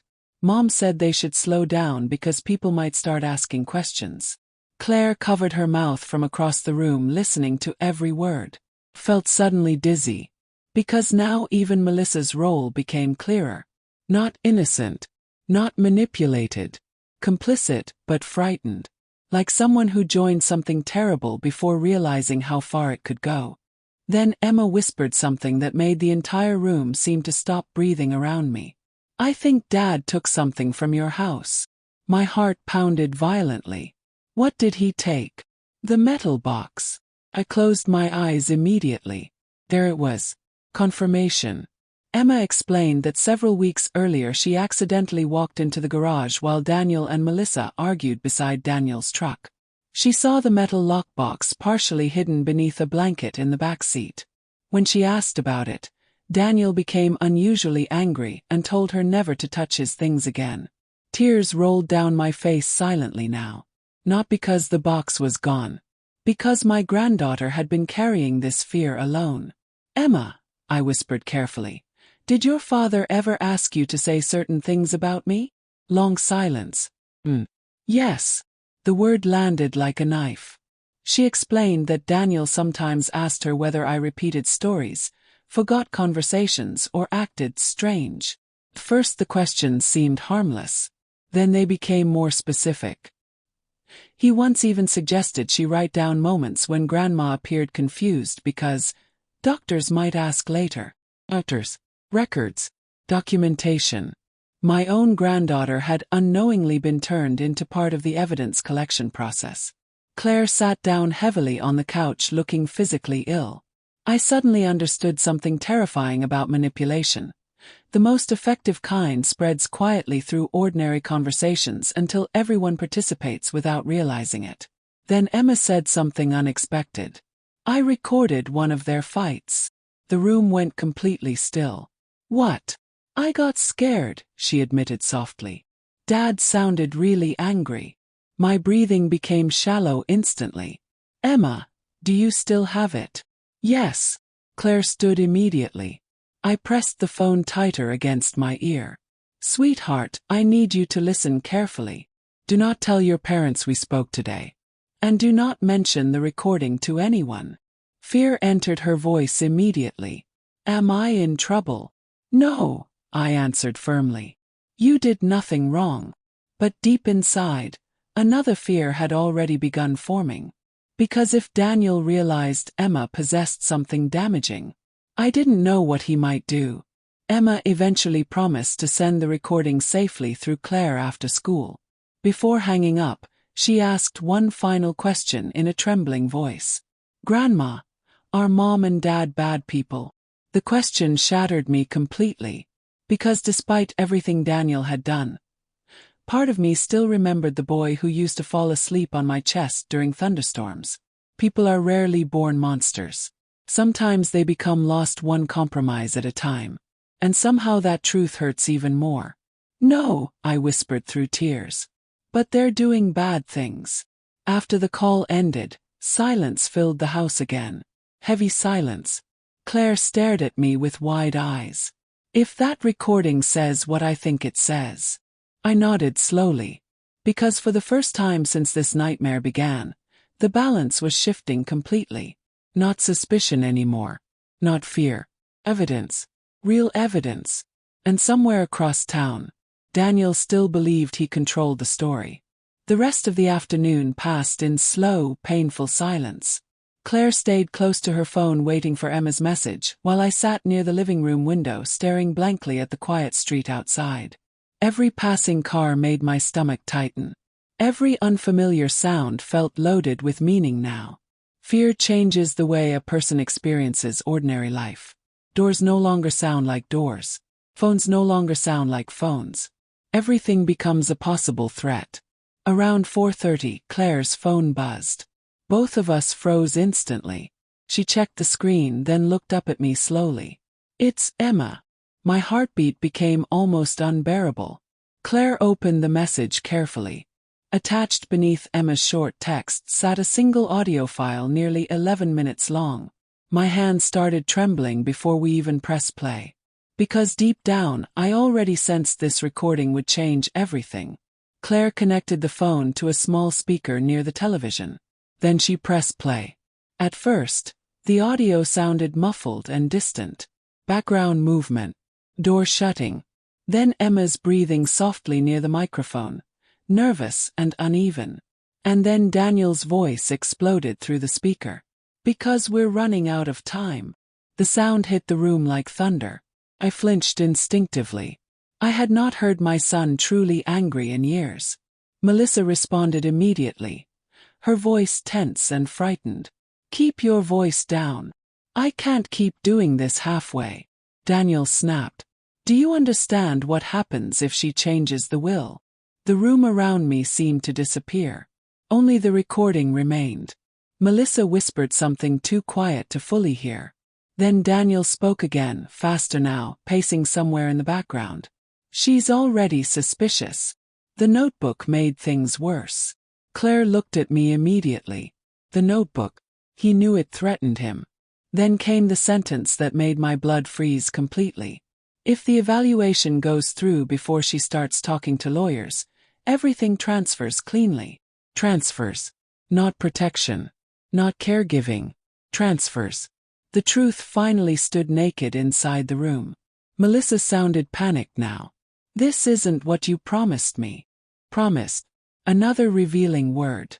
Daniel lowered his voice slightly, but the anger remained underneath it like fire beneath metal. "We're drowning, Melissa. Do you understand that? We lose the house in 6 months if I don't fix this." Silence filled the speaker briefly. Then Melissa whispered something that broke my heart in an entirely different way. "She's your mother." Long pause. And then Daniel answered with the coldest voice I had ever heard in my life. "She won't even know what's happening soon anyway."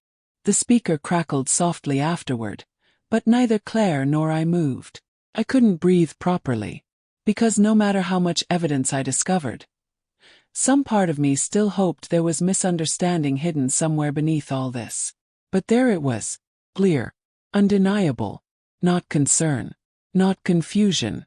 Plan. My own son discussing my future like a financial obstacle. The recording continued. Melissa began crying softly while Daniel paced. "You pushed too fast with the cameras," she whispered. Daniel cursed under his breath. She started writing everything down after the bank conversation. I had to monitor what she remembered. Monitor what she remembered. Not help me remember. Monitor it. My stomach twisted violently. Then came another sentence that revealed how calculated everything truly was. The doctor already noted signs of paranoia after she complained about missing papers. Claire immediately paused the recording. The room fell into stunned silence. Doctor. There had been medical documentation already started. I suddenly remembered visiting my physician nearly 2 months earlier after feeling anxious and overwhelmed from Daniel constantly questioning my memory. During that appointment, I mentioned feeling like objects in my home had been moved. The doctor gently suggested stress and age-related anxiety might be contributing to my fears. God. Daniel had manipulated me into sounding unstable to my own physician. Claire slowly resumed the recording. Near the end, Melissa sounded terrified. What if she finds out? Then Daniel laughed softly. That laugh will haunt me for the rest of my life. Because it wasn't cruel in an explosive way. It was calm, confident, certain. She already doubts herself, he said quietly. That's the whole point. The recording ended moments later. Silence swallowed the room. Claire covered her mouth while tears streamed down her face. I simply sat there unable to move.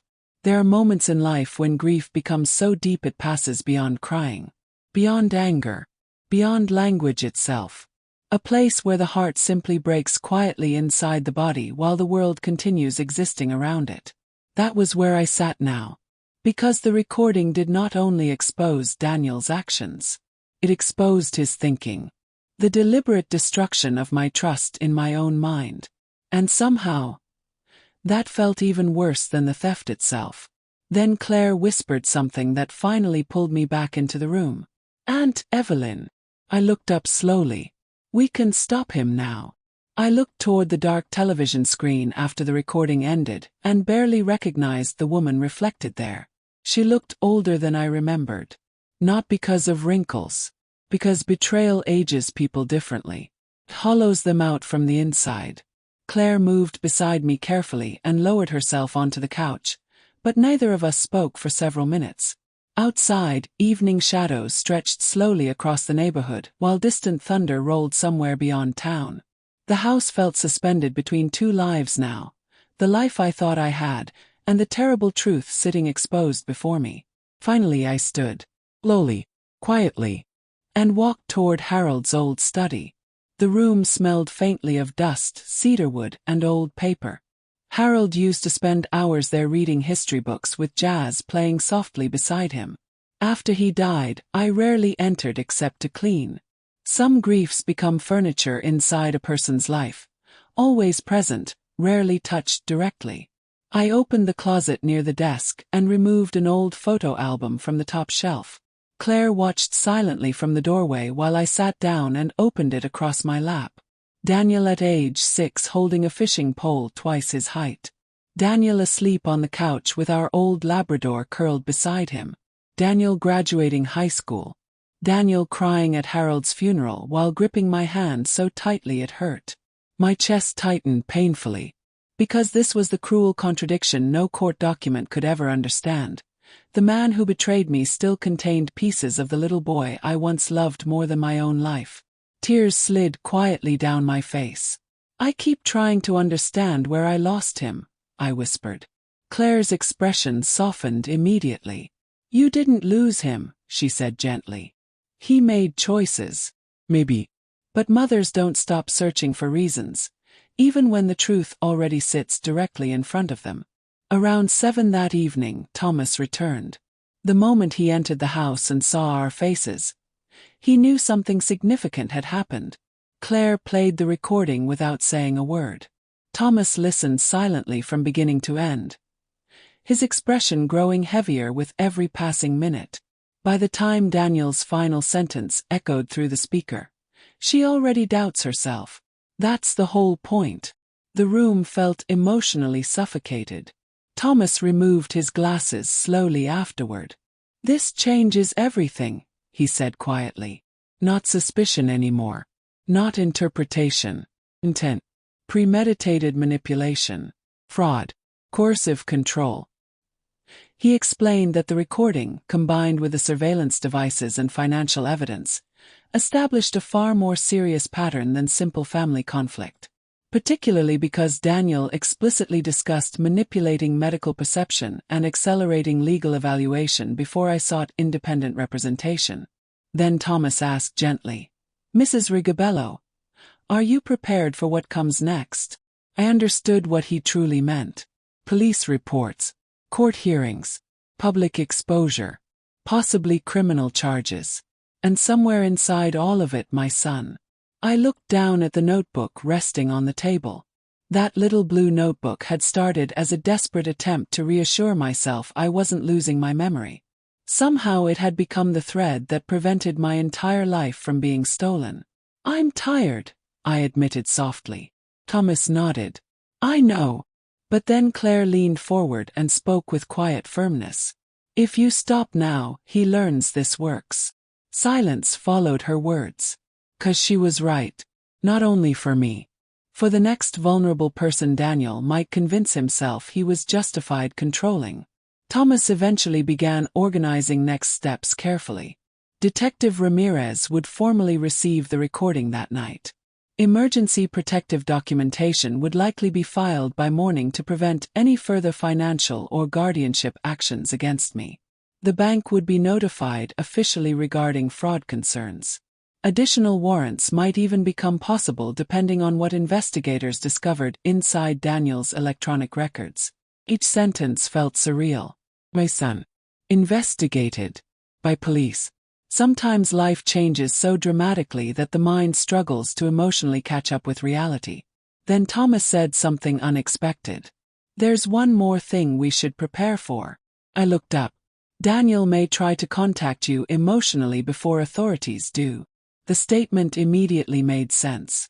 When manipulation begins failing legally, manipulators often return to emotion. Apologies, tears, memories, guilt, promises, anything capable of reopening the door. And deep inside I knew Thomas was right.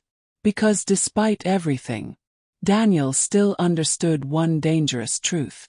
A mother's heart remains vulnerable long after trust is broken. Around 9:30 that night, Claire finally fell asleep curled beneath a blanket on the couch from pure emotional exhaustion. Thomas had gone home briefly to prepare paperwork for the morning. I sat alone in the kitchen listening to rain against the windows while Harold's wedding ring rested quietly in my palm. Then my phone buzzed. "Daniel." Not a call. Message. Only 4 words. "Please let me explain." I stared at the screen for a very long time. Because after everything, some small broken part of me still wanted to believe there existed an explanation capable of undoing all this pain. But explanations do not erase deliberate cruelty. And hidden cameras do not accidentally appear inside a mother's bedroom. My fingers hovered over the screen briefly before I finally typed a response. Not angry. Not emotional. Just the truth. "You already did." The house remained quiet after I sent the message. No immediate reply came from Daniel. No frantic calls. No excuses pouring through the screen. Just silence. Somehow that silence felt heavier than shouting would have. I sat there at the kitchen table staring at the dark window above the sink while rainwater slid slowly across the glass in silver lines. For the first time in weeks, I no longer felt confused about what was happening. Heartbroken, yes. But not confused. That distinction mattered more than anyone outside this nightmare could possibly understand. Around midnight, I finally went upstairs to my bedroom. The room still felt wrong knowing cameras had once hidden inside it. Violated. Even after the devices were removed, I kept glancing unconsciously toward corners and shelves as though invisible eyes might still be watching. Trauma lingers long after evidence disappears. I changed into my nightclothes slowly, then stopped near the dresser where Harold's photograph stood beside the lamp. He was smiling in the picture. The same warm smile that made strangers trust him instantly. Sometimes I still caught myself speaking to that photograph when loneliness became too heavy. Tonight I whispered something different. I tried. My voice cracked immediately afterward. 'Cause I had. I tried to trust Daniel.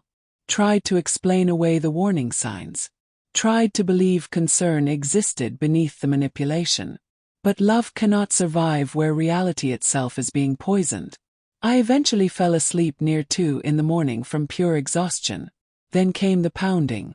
Violent pounding against the front door downstairs. I woke instantly, disoriented and terrified. More pounding followed. Claire's voice echoed from downstairs. "Aunt Evelyn." My heart raced as I hurried into the hallway wearing only my robe. through the front window downstairs. Flashing red and blue lights painted the walls in bursts of color. Police vehicles. For one horrifying second, I thought something terrible had happened to Emma. I rushed downstairs breathlessly while Claire opened the door carefully. Detective Ramirez stood outside beneath the rain, accompanied by 2 uniformed officers. Her expression looked tight. Urgent.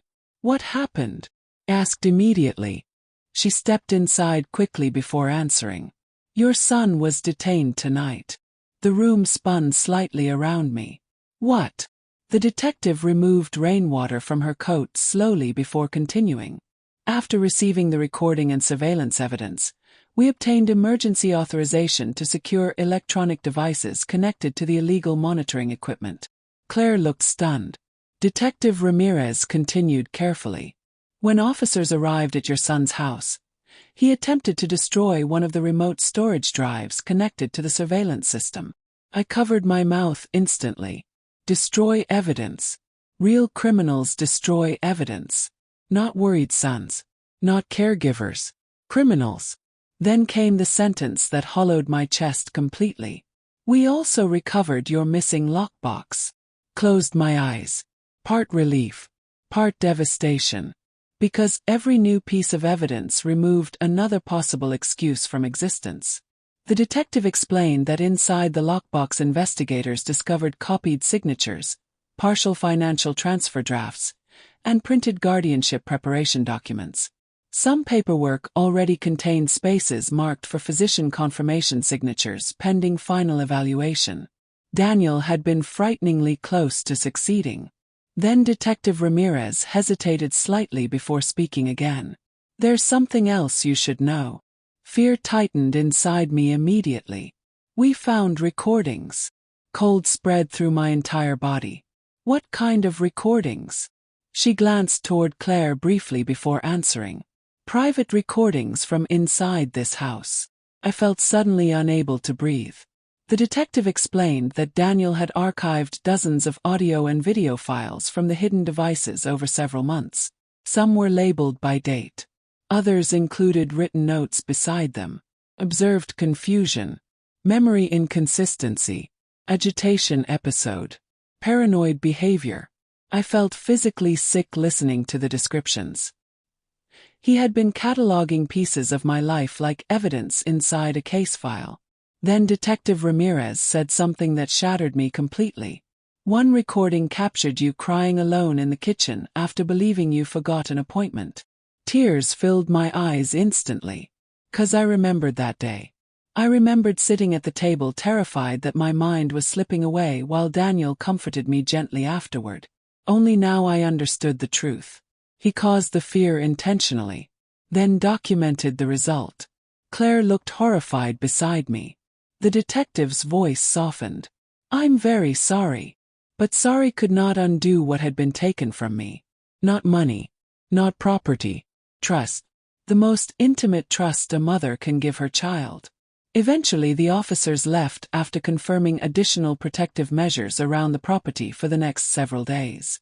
Detective Ramirez paused before exiting and looked directly at me. You fought harder than most people do. After she left, silence filled the house once more. Only this time it felt different. Not hunted. Not trapped. Me. Claire eventually touched my shoulder gently. Aunt Evelyn. But I could not answer. Because deep inside, I had just realized something unbearable. Daniel didn't merely steal from me. He stole the ability to feel completely safe inside my own mind again. The following morning arrived strangely bright. After weeks of rain and gray skies, sunlight finally poured through the kitchen windows in soft golden beams, illuminating dust particles drifting quietly through the air. Under different circumstances, it would have felt peaceful, hopeful even.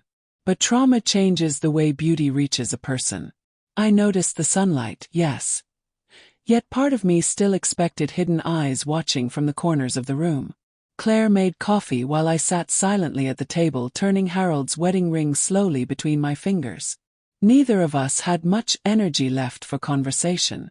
Emotional exhaustion had settled over the house like fog. Around 10 in the morning, Thomas arrived carrying another stack of documents beneath his arm. But something about his expression looked different today. Less tense. More settled. He sat down carefully across from me and spoke gently. Daniel has formally retained legal counsel. The sentence hurt more than I expected. Not because it surprised me. Because it made everything official. Families argue. Families break apart. But lawyers transform pain into permanent records.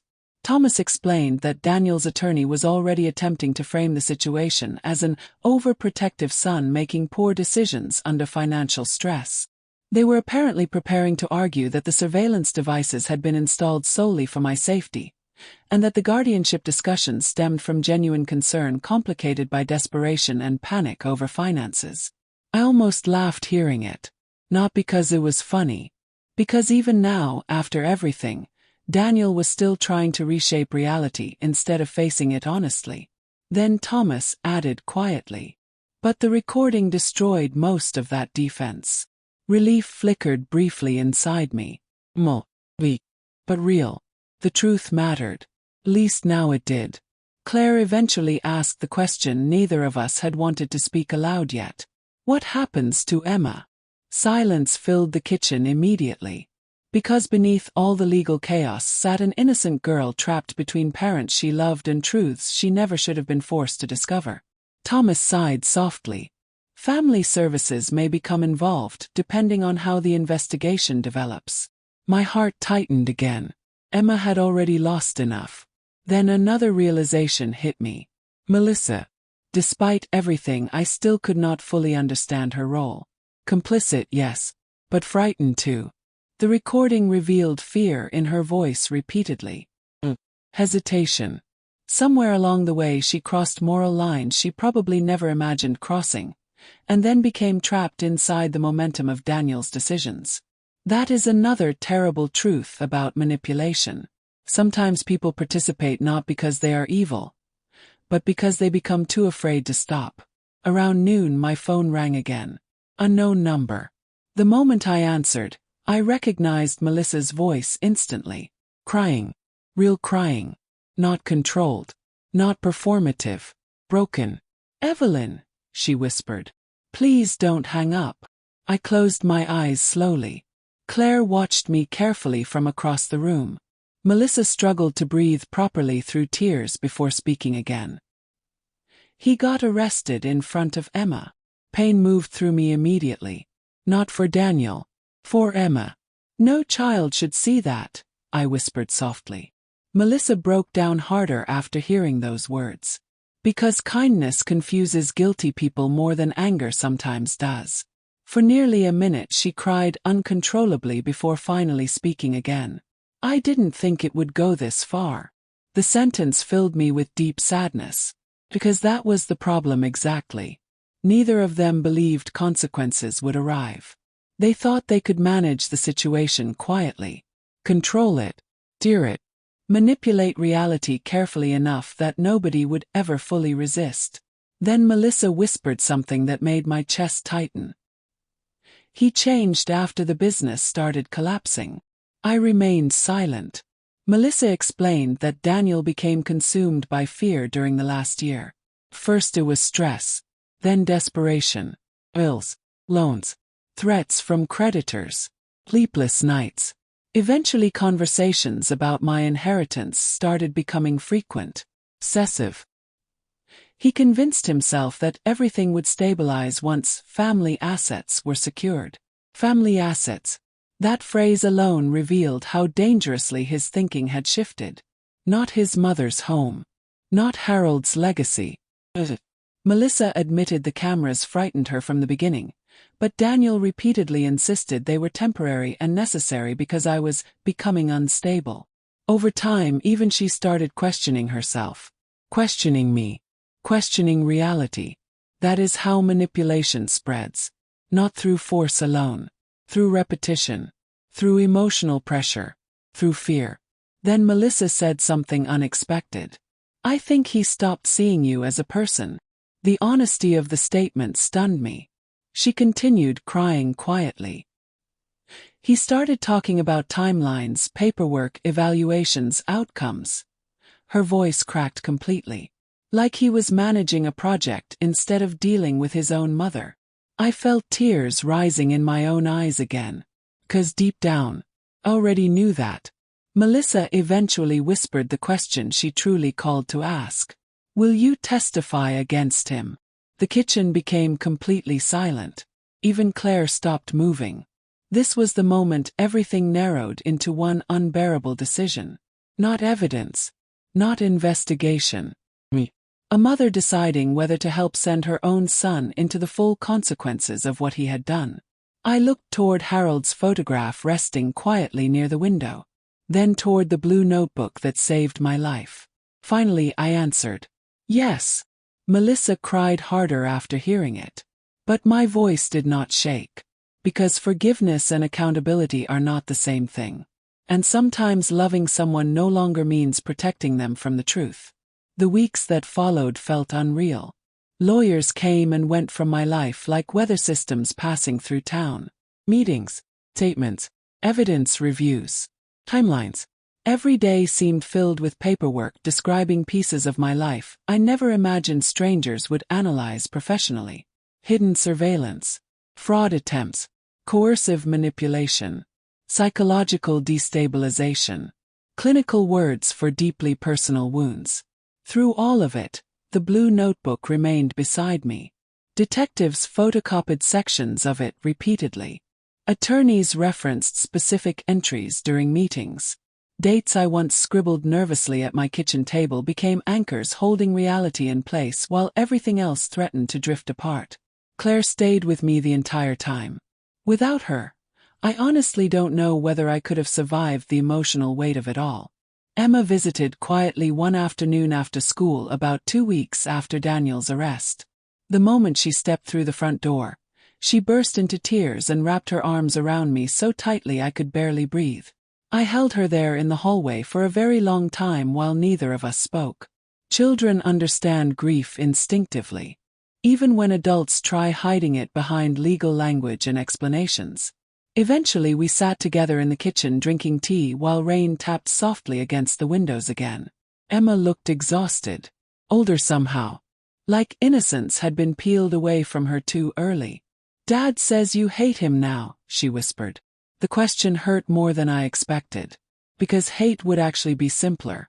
Hate creates distance. But what I felt was grief. Complicated, tangled grief. "I don't hate your father," I answered carefully. Emma looked confused. "Then why are the police involved?" I took a slow breath before answering. "Because loving someone doesn't mean pretending they didn't hurt people." She stared down at her tea quietly. Then asked the question every broken family eventually asks in one form or another. Can families survive things like this? I wished I knew. Instead I told her the truth. Sometimes families survive by finally telling the truth. Tears filled her eyes again, but this time she nodded slowly. Over the next month, more disturbing details emerged through the investigation. Daniel had apparently researched guardianship law extensively online. Investigators recovered folders on his computer containing articles about cognitive decline assessments, financial conservatorship, and strategies for managing resistant elderly parents. There were even spreadsheets projecting estimated property liquidation values after hypothetical assisted living placement. Reading those reports nearly destroyed me.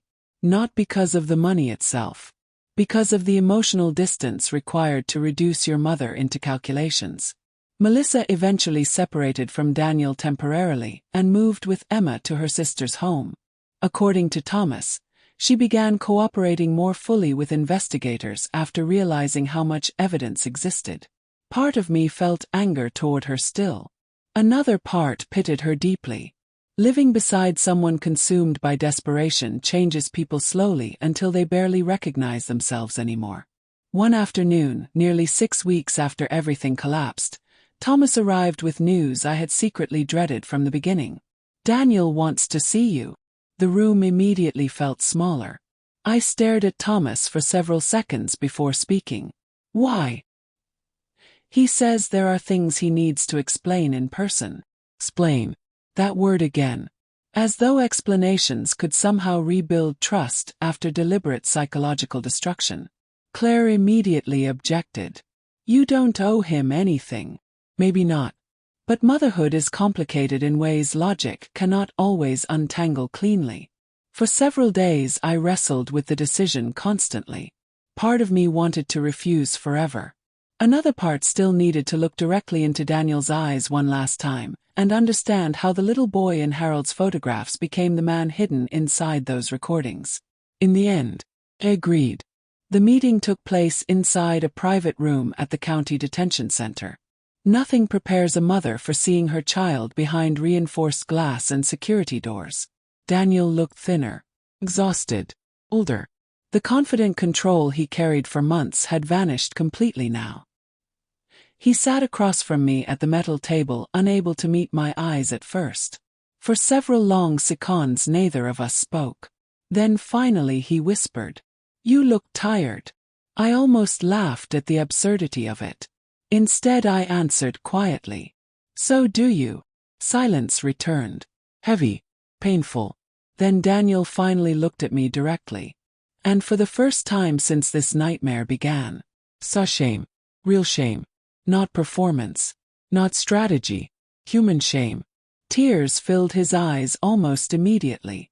"I never meant for it to become this," he whispered brokenly. I studied his face carefully. The same eyes he had at age 7. The same nervous habit of rubbing his thumb against his palm when overwhelmed. Fragments of my son still existed inside him.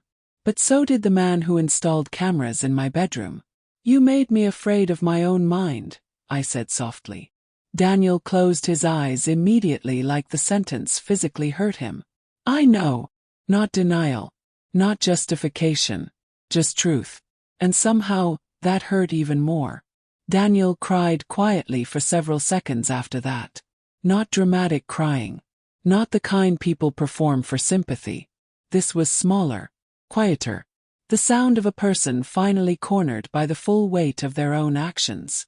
I sat across from him at the cold metal table while fluorescent lights hummed softly overhead, and for a moment all I could see was the little boy who once ran into my bedroom after nightmares during thunderstorms. Then I remembered the cameras, the recordings, the careful manipulation designed to make me distrust my own mind. And reality settled back into place again. Daniel wiped his face roughly before speaking. "I kept telling myself I was fixing things," he whispered. "At first that's really what I believed." I remained silent. Because intentions matter less once cruelty becomes deliberate. He explained slowly, painfully, like someone dragging broken glass from inside his chest. The business debt started smaller than anyone realized. Delayed projects, loans, missed payments. Then interest accumulated faster than he could recover. He stopped sleeping properly. Started drinking more than Melissa knew about.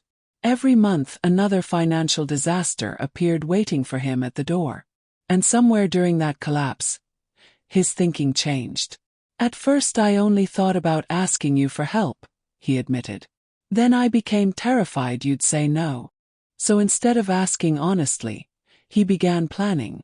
Subtle conversations, memory comments, future planning discussions, monitoring my reactions, the first hidden camera, listening devices, the gradual psychological pressure designed to weaken my confidence." Hearing him describe it calmly felt horrifying in an entirely different way than the recordings did. Because now I could see the terrifying logic behind it. Not explosive evil. Incremental compromise. One terrible justification after another until he no longer recognized the line separating concern from control. "I hated myself every time you cried," he whispered. My chest tightened painfully. "Then why continue?" Daniel looked down at his hands for a very long time before answering. "Because by then, stopping meant admitting what I'd already become." That sentence sat heavily between us. And maybe that is the most dangerous part of human nature. Sometimes people continue doing terrible things simply because turning back would force them to face themselves honestly. He finally looked at me again. I never wanted to hurt you. Tears rose instantly inside me. 'Cause I believed him. And somehow that truth felt even uglier than pure malice would have. People imagine betrayal comes from hatred. Often it comes from weakness, fear, cowardice, self-preservation growing so large it consumes morality. I studied my son carefully while silence settled around us again. The detention center room suddenly felt unbearably sad. Not dramatic, not cinematic. Just sad in the quiet, ordinary way ruined families often are. Then I asked the question that had lived inside me since this nightmare began. When did you stop seeing me as your mother? Daniel's face crumpled immediately. I don't know, he whispered. But after several seconds, he continued speaking softly. I think. When the money started becoming the only thing I could see anymore. There it was. The truth stripped completely bare. Desperation had narrowed his vision until people slowly transformed into solutions, obstacles, liabilities, assets. Somewhere along the way, love became secondary to survival. He wiped his eyes again before continuing. The worst part is, I convinced myself I was protecting the family. I almost closed my eyes hearing that. Because history is filled with terrible people who believe they were being practical. Daniel leaned forward slightly then, voice trembling. When you started writing things down, I panicked. The notebook again. Always the notebook. That little blue book represented the one thing manipulation cannot survive. Reality preserved consistently over time. I realized I couldn't control the narrative anymore, he admitted. Narrative. Not truth. Narrative. Even now, his choice of words revealed everything. Then he said something that shattered what remained of my heart. There were moments I almost stopped. I felt tears sliding silently down my face. Like when? Daniel stared at the table while answering. The night I heard you talking to Dad's photograph. My breathing caught instantly. He heard that. Of course he did. The microphones. The recordings. He closed his eyes tightly. You sounded so lonely.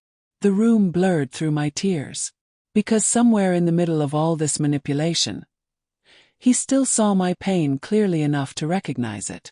And continued anyway. That contradiction may haunt me longer than the cameras ever will. Finally, after nearly an hour of conversation, the guard outside signaled our time was ending. Daniel looked terrified suddenly. Not of prison. Of losing me completely. Mom, his voice broke.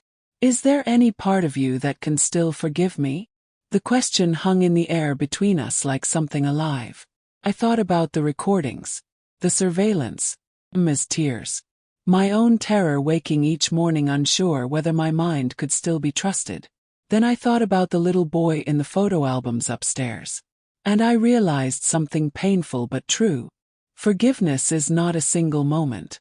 It is a wound learning how to close without pretending the knife never existed. So I answered honestly. I don't know yet. Daniel cried harder after hearing that than he had during the entire meeting. Because deep down, he understood it was the most mercy truth could offer him.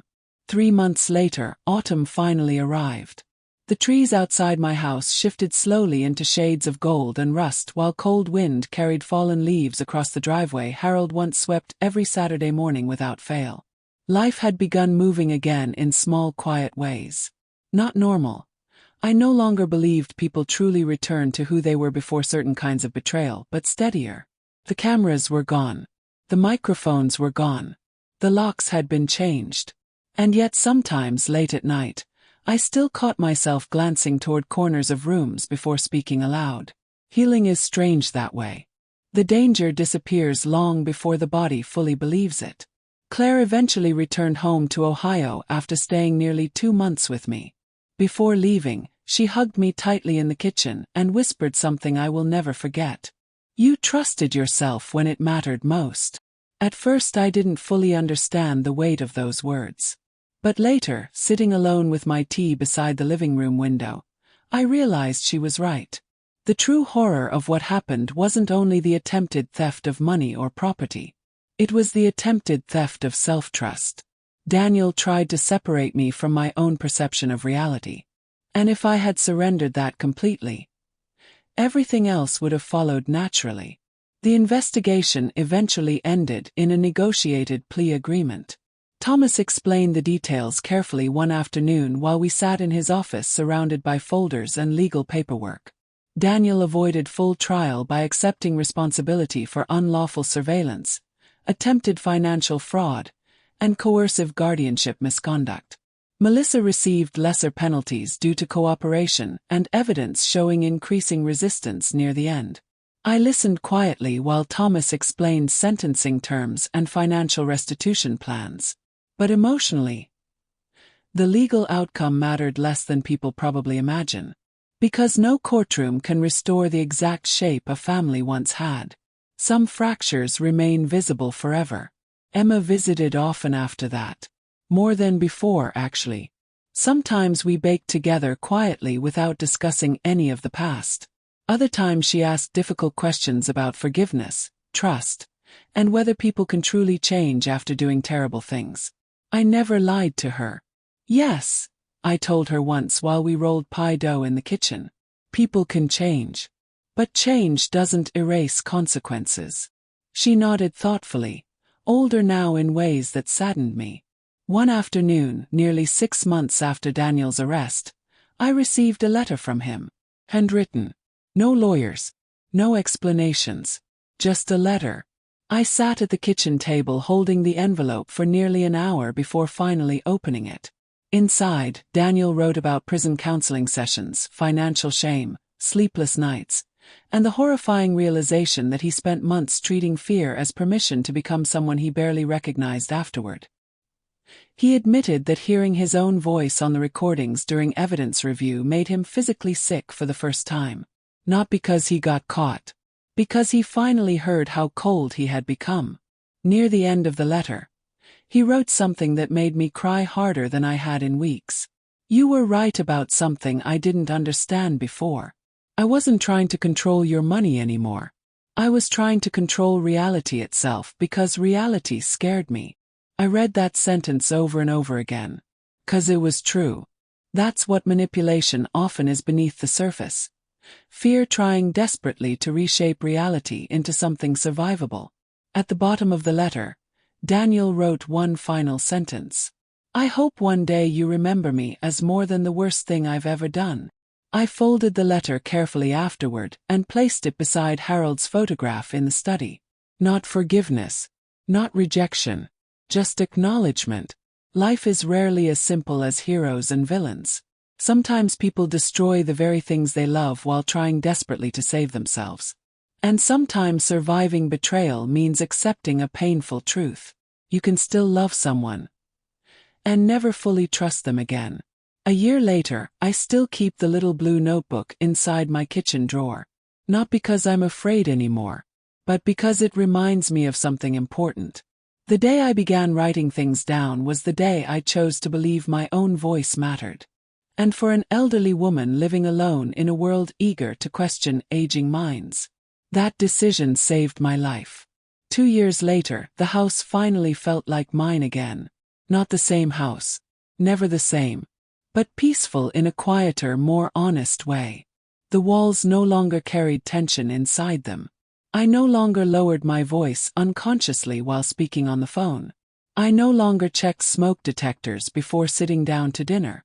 Some nights I still woke suddenly from dreams where cameras watched me from dark corners of the ceiling. But those nights became rarer with time. Trauma fades slowly, like winter leaving frozen ground. You don't notice healing all at once. Only one day you realize you breathed deeply without fear for the first time in months.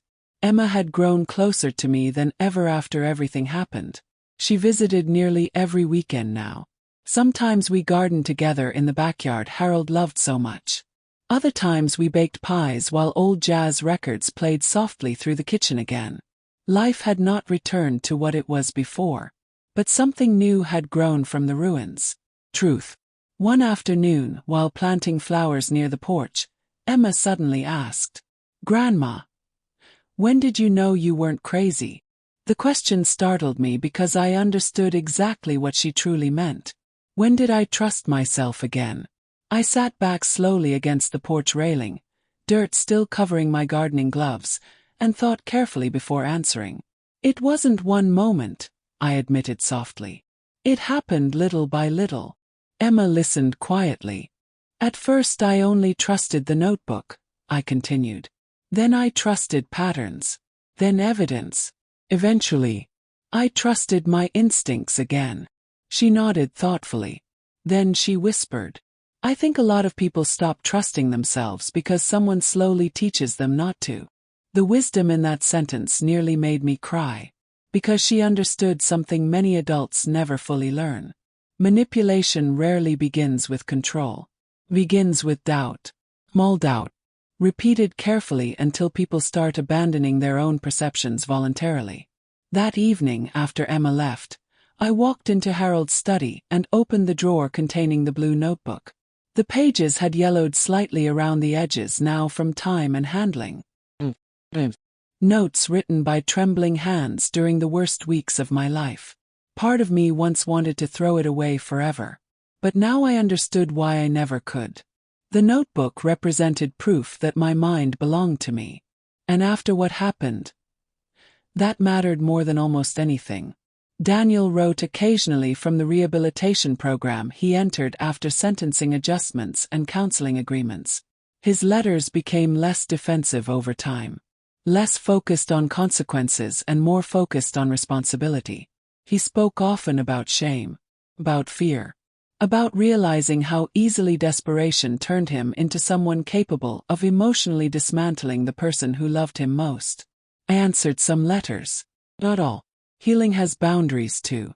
The last time I saw him in person was nearly 6 months earlier during a supervised family meeting arranged partly for Emma's sake. He looked healthier than before. Quieter. More honest somehow. We spoke politely. Carefully. Like people learning a completely new language after years of misunderstanding each other. Before leaving that day, Daniel paused beside the doorway and looked back at me. You know what scares me most now? He asked quietly. I waited. That part of me existed long before the debt did. The honesty of the statement stayed with me afterward. 'Cause he was right. Desperation revealed something already growing beneath the surface. Fear simply gave it permission to emerge fully. After he left, I sat alone for a long time thinking about how fragile trust really is. People imagine betrayal arrives suddenly like lightning. Usually it arrives slowly. One compromise, one justification, one lie, one small manipulation repeated until reality itself becomes unstable. And that is why the notebook mattered so much. Not because it contained perfect memory.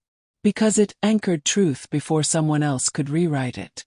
Tonight, as I sit here writing this final entry by the kitchen window, rain taps softly against the glass exactly the way it did the night everything first began unraveling. Harold's chair remains beside the bookshelf. The jazz records still play softly in the evenings. The world moved forward, even after the worst parts of it tried to break me.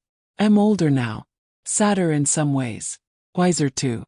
And if there is one thing I hope anyone learns from my story, it is this. Never surrender your voice simply because someone speaks to you gently while questioning your reality. Manipulation does not always scream. Sometimes it whispers. Sometimes it sounds like concern. Sometimes it even sounds like love. But truth leaves patterns behind for those willing to trust themselves enough to see them. And sometimes, a little blue notebook is enough to save a life. Months after everything settled, a local community center invited me to speak during a small awareness event about elder financial abuse. At first I refused immediately. The idea of standing in front of strangers discussing the most humiliating period of my life felt unbearable. I had spent nearly a year trying to rebuild peace quietly. Why reopen the wound publicly? But Emma convinced me. Grandma, she said gently one evening, if this almost happened to you, it's probably happening to other people too. She was right. That realization stayed with me for weeks.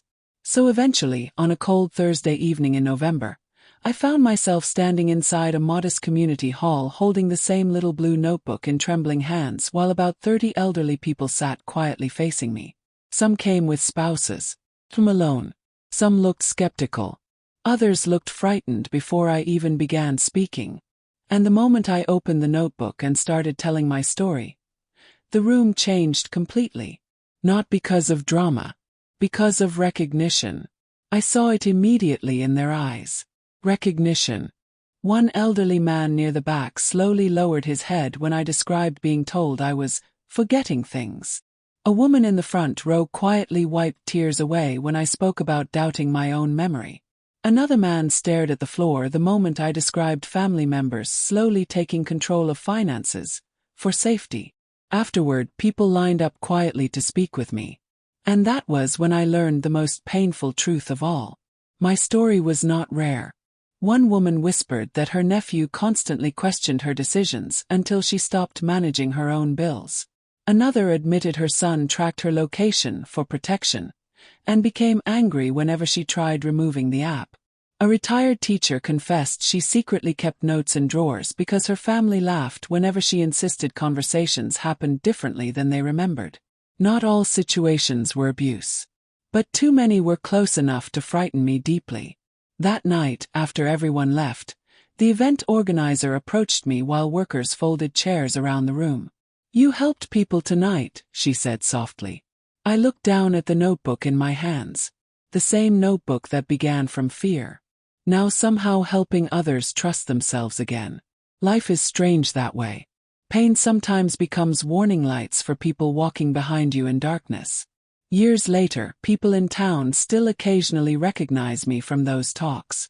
Sometimes they stop me near grocery stores or pharmacies just to quietly say thank you. Others simply nod with the kind of understanding that exists between people who survived invisible battles nobody else noticed. Daniel eventually completed his rehabilitation requirements and continued therapy long after his legal obligations ended. Our relationship never returned to what it once was. How could it? Some doors close permanently once crossed. But over time, something quieter grew in its place. Honesty. Painfully earned honesty. No more manipulation. No more performances. No more pretending fear justifies cruelty. We speak occasionally now. Carefully. Slowly. Like two people rebuilding a bridge stone by stone while knowing it may never fully support the same weight again. And maybe that is enough. Not every story ends with perfect reconciliation. Sometimes survival itself is the victory. Tonight, before closing this notebook forever, I wrote one final entry beneath all the others. Not a date. Not evidence. Just a sentence. If you feel yourself disappearing inside someone else's version of reality, write things down. Because memory matters. Truth matters. Your voice matters. Especially when someone benefits from convincing you otherwise. Then I closed the notebook gently and placed it back inside the kitchen drawer for the final time. Outside, rain tapped softly against the windows again.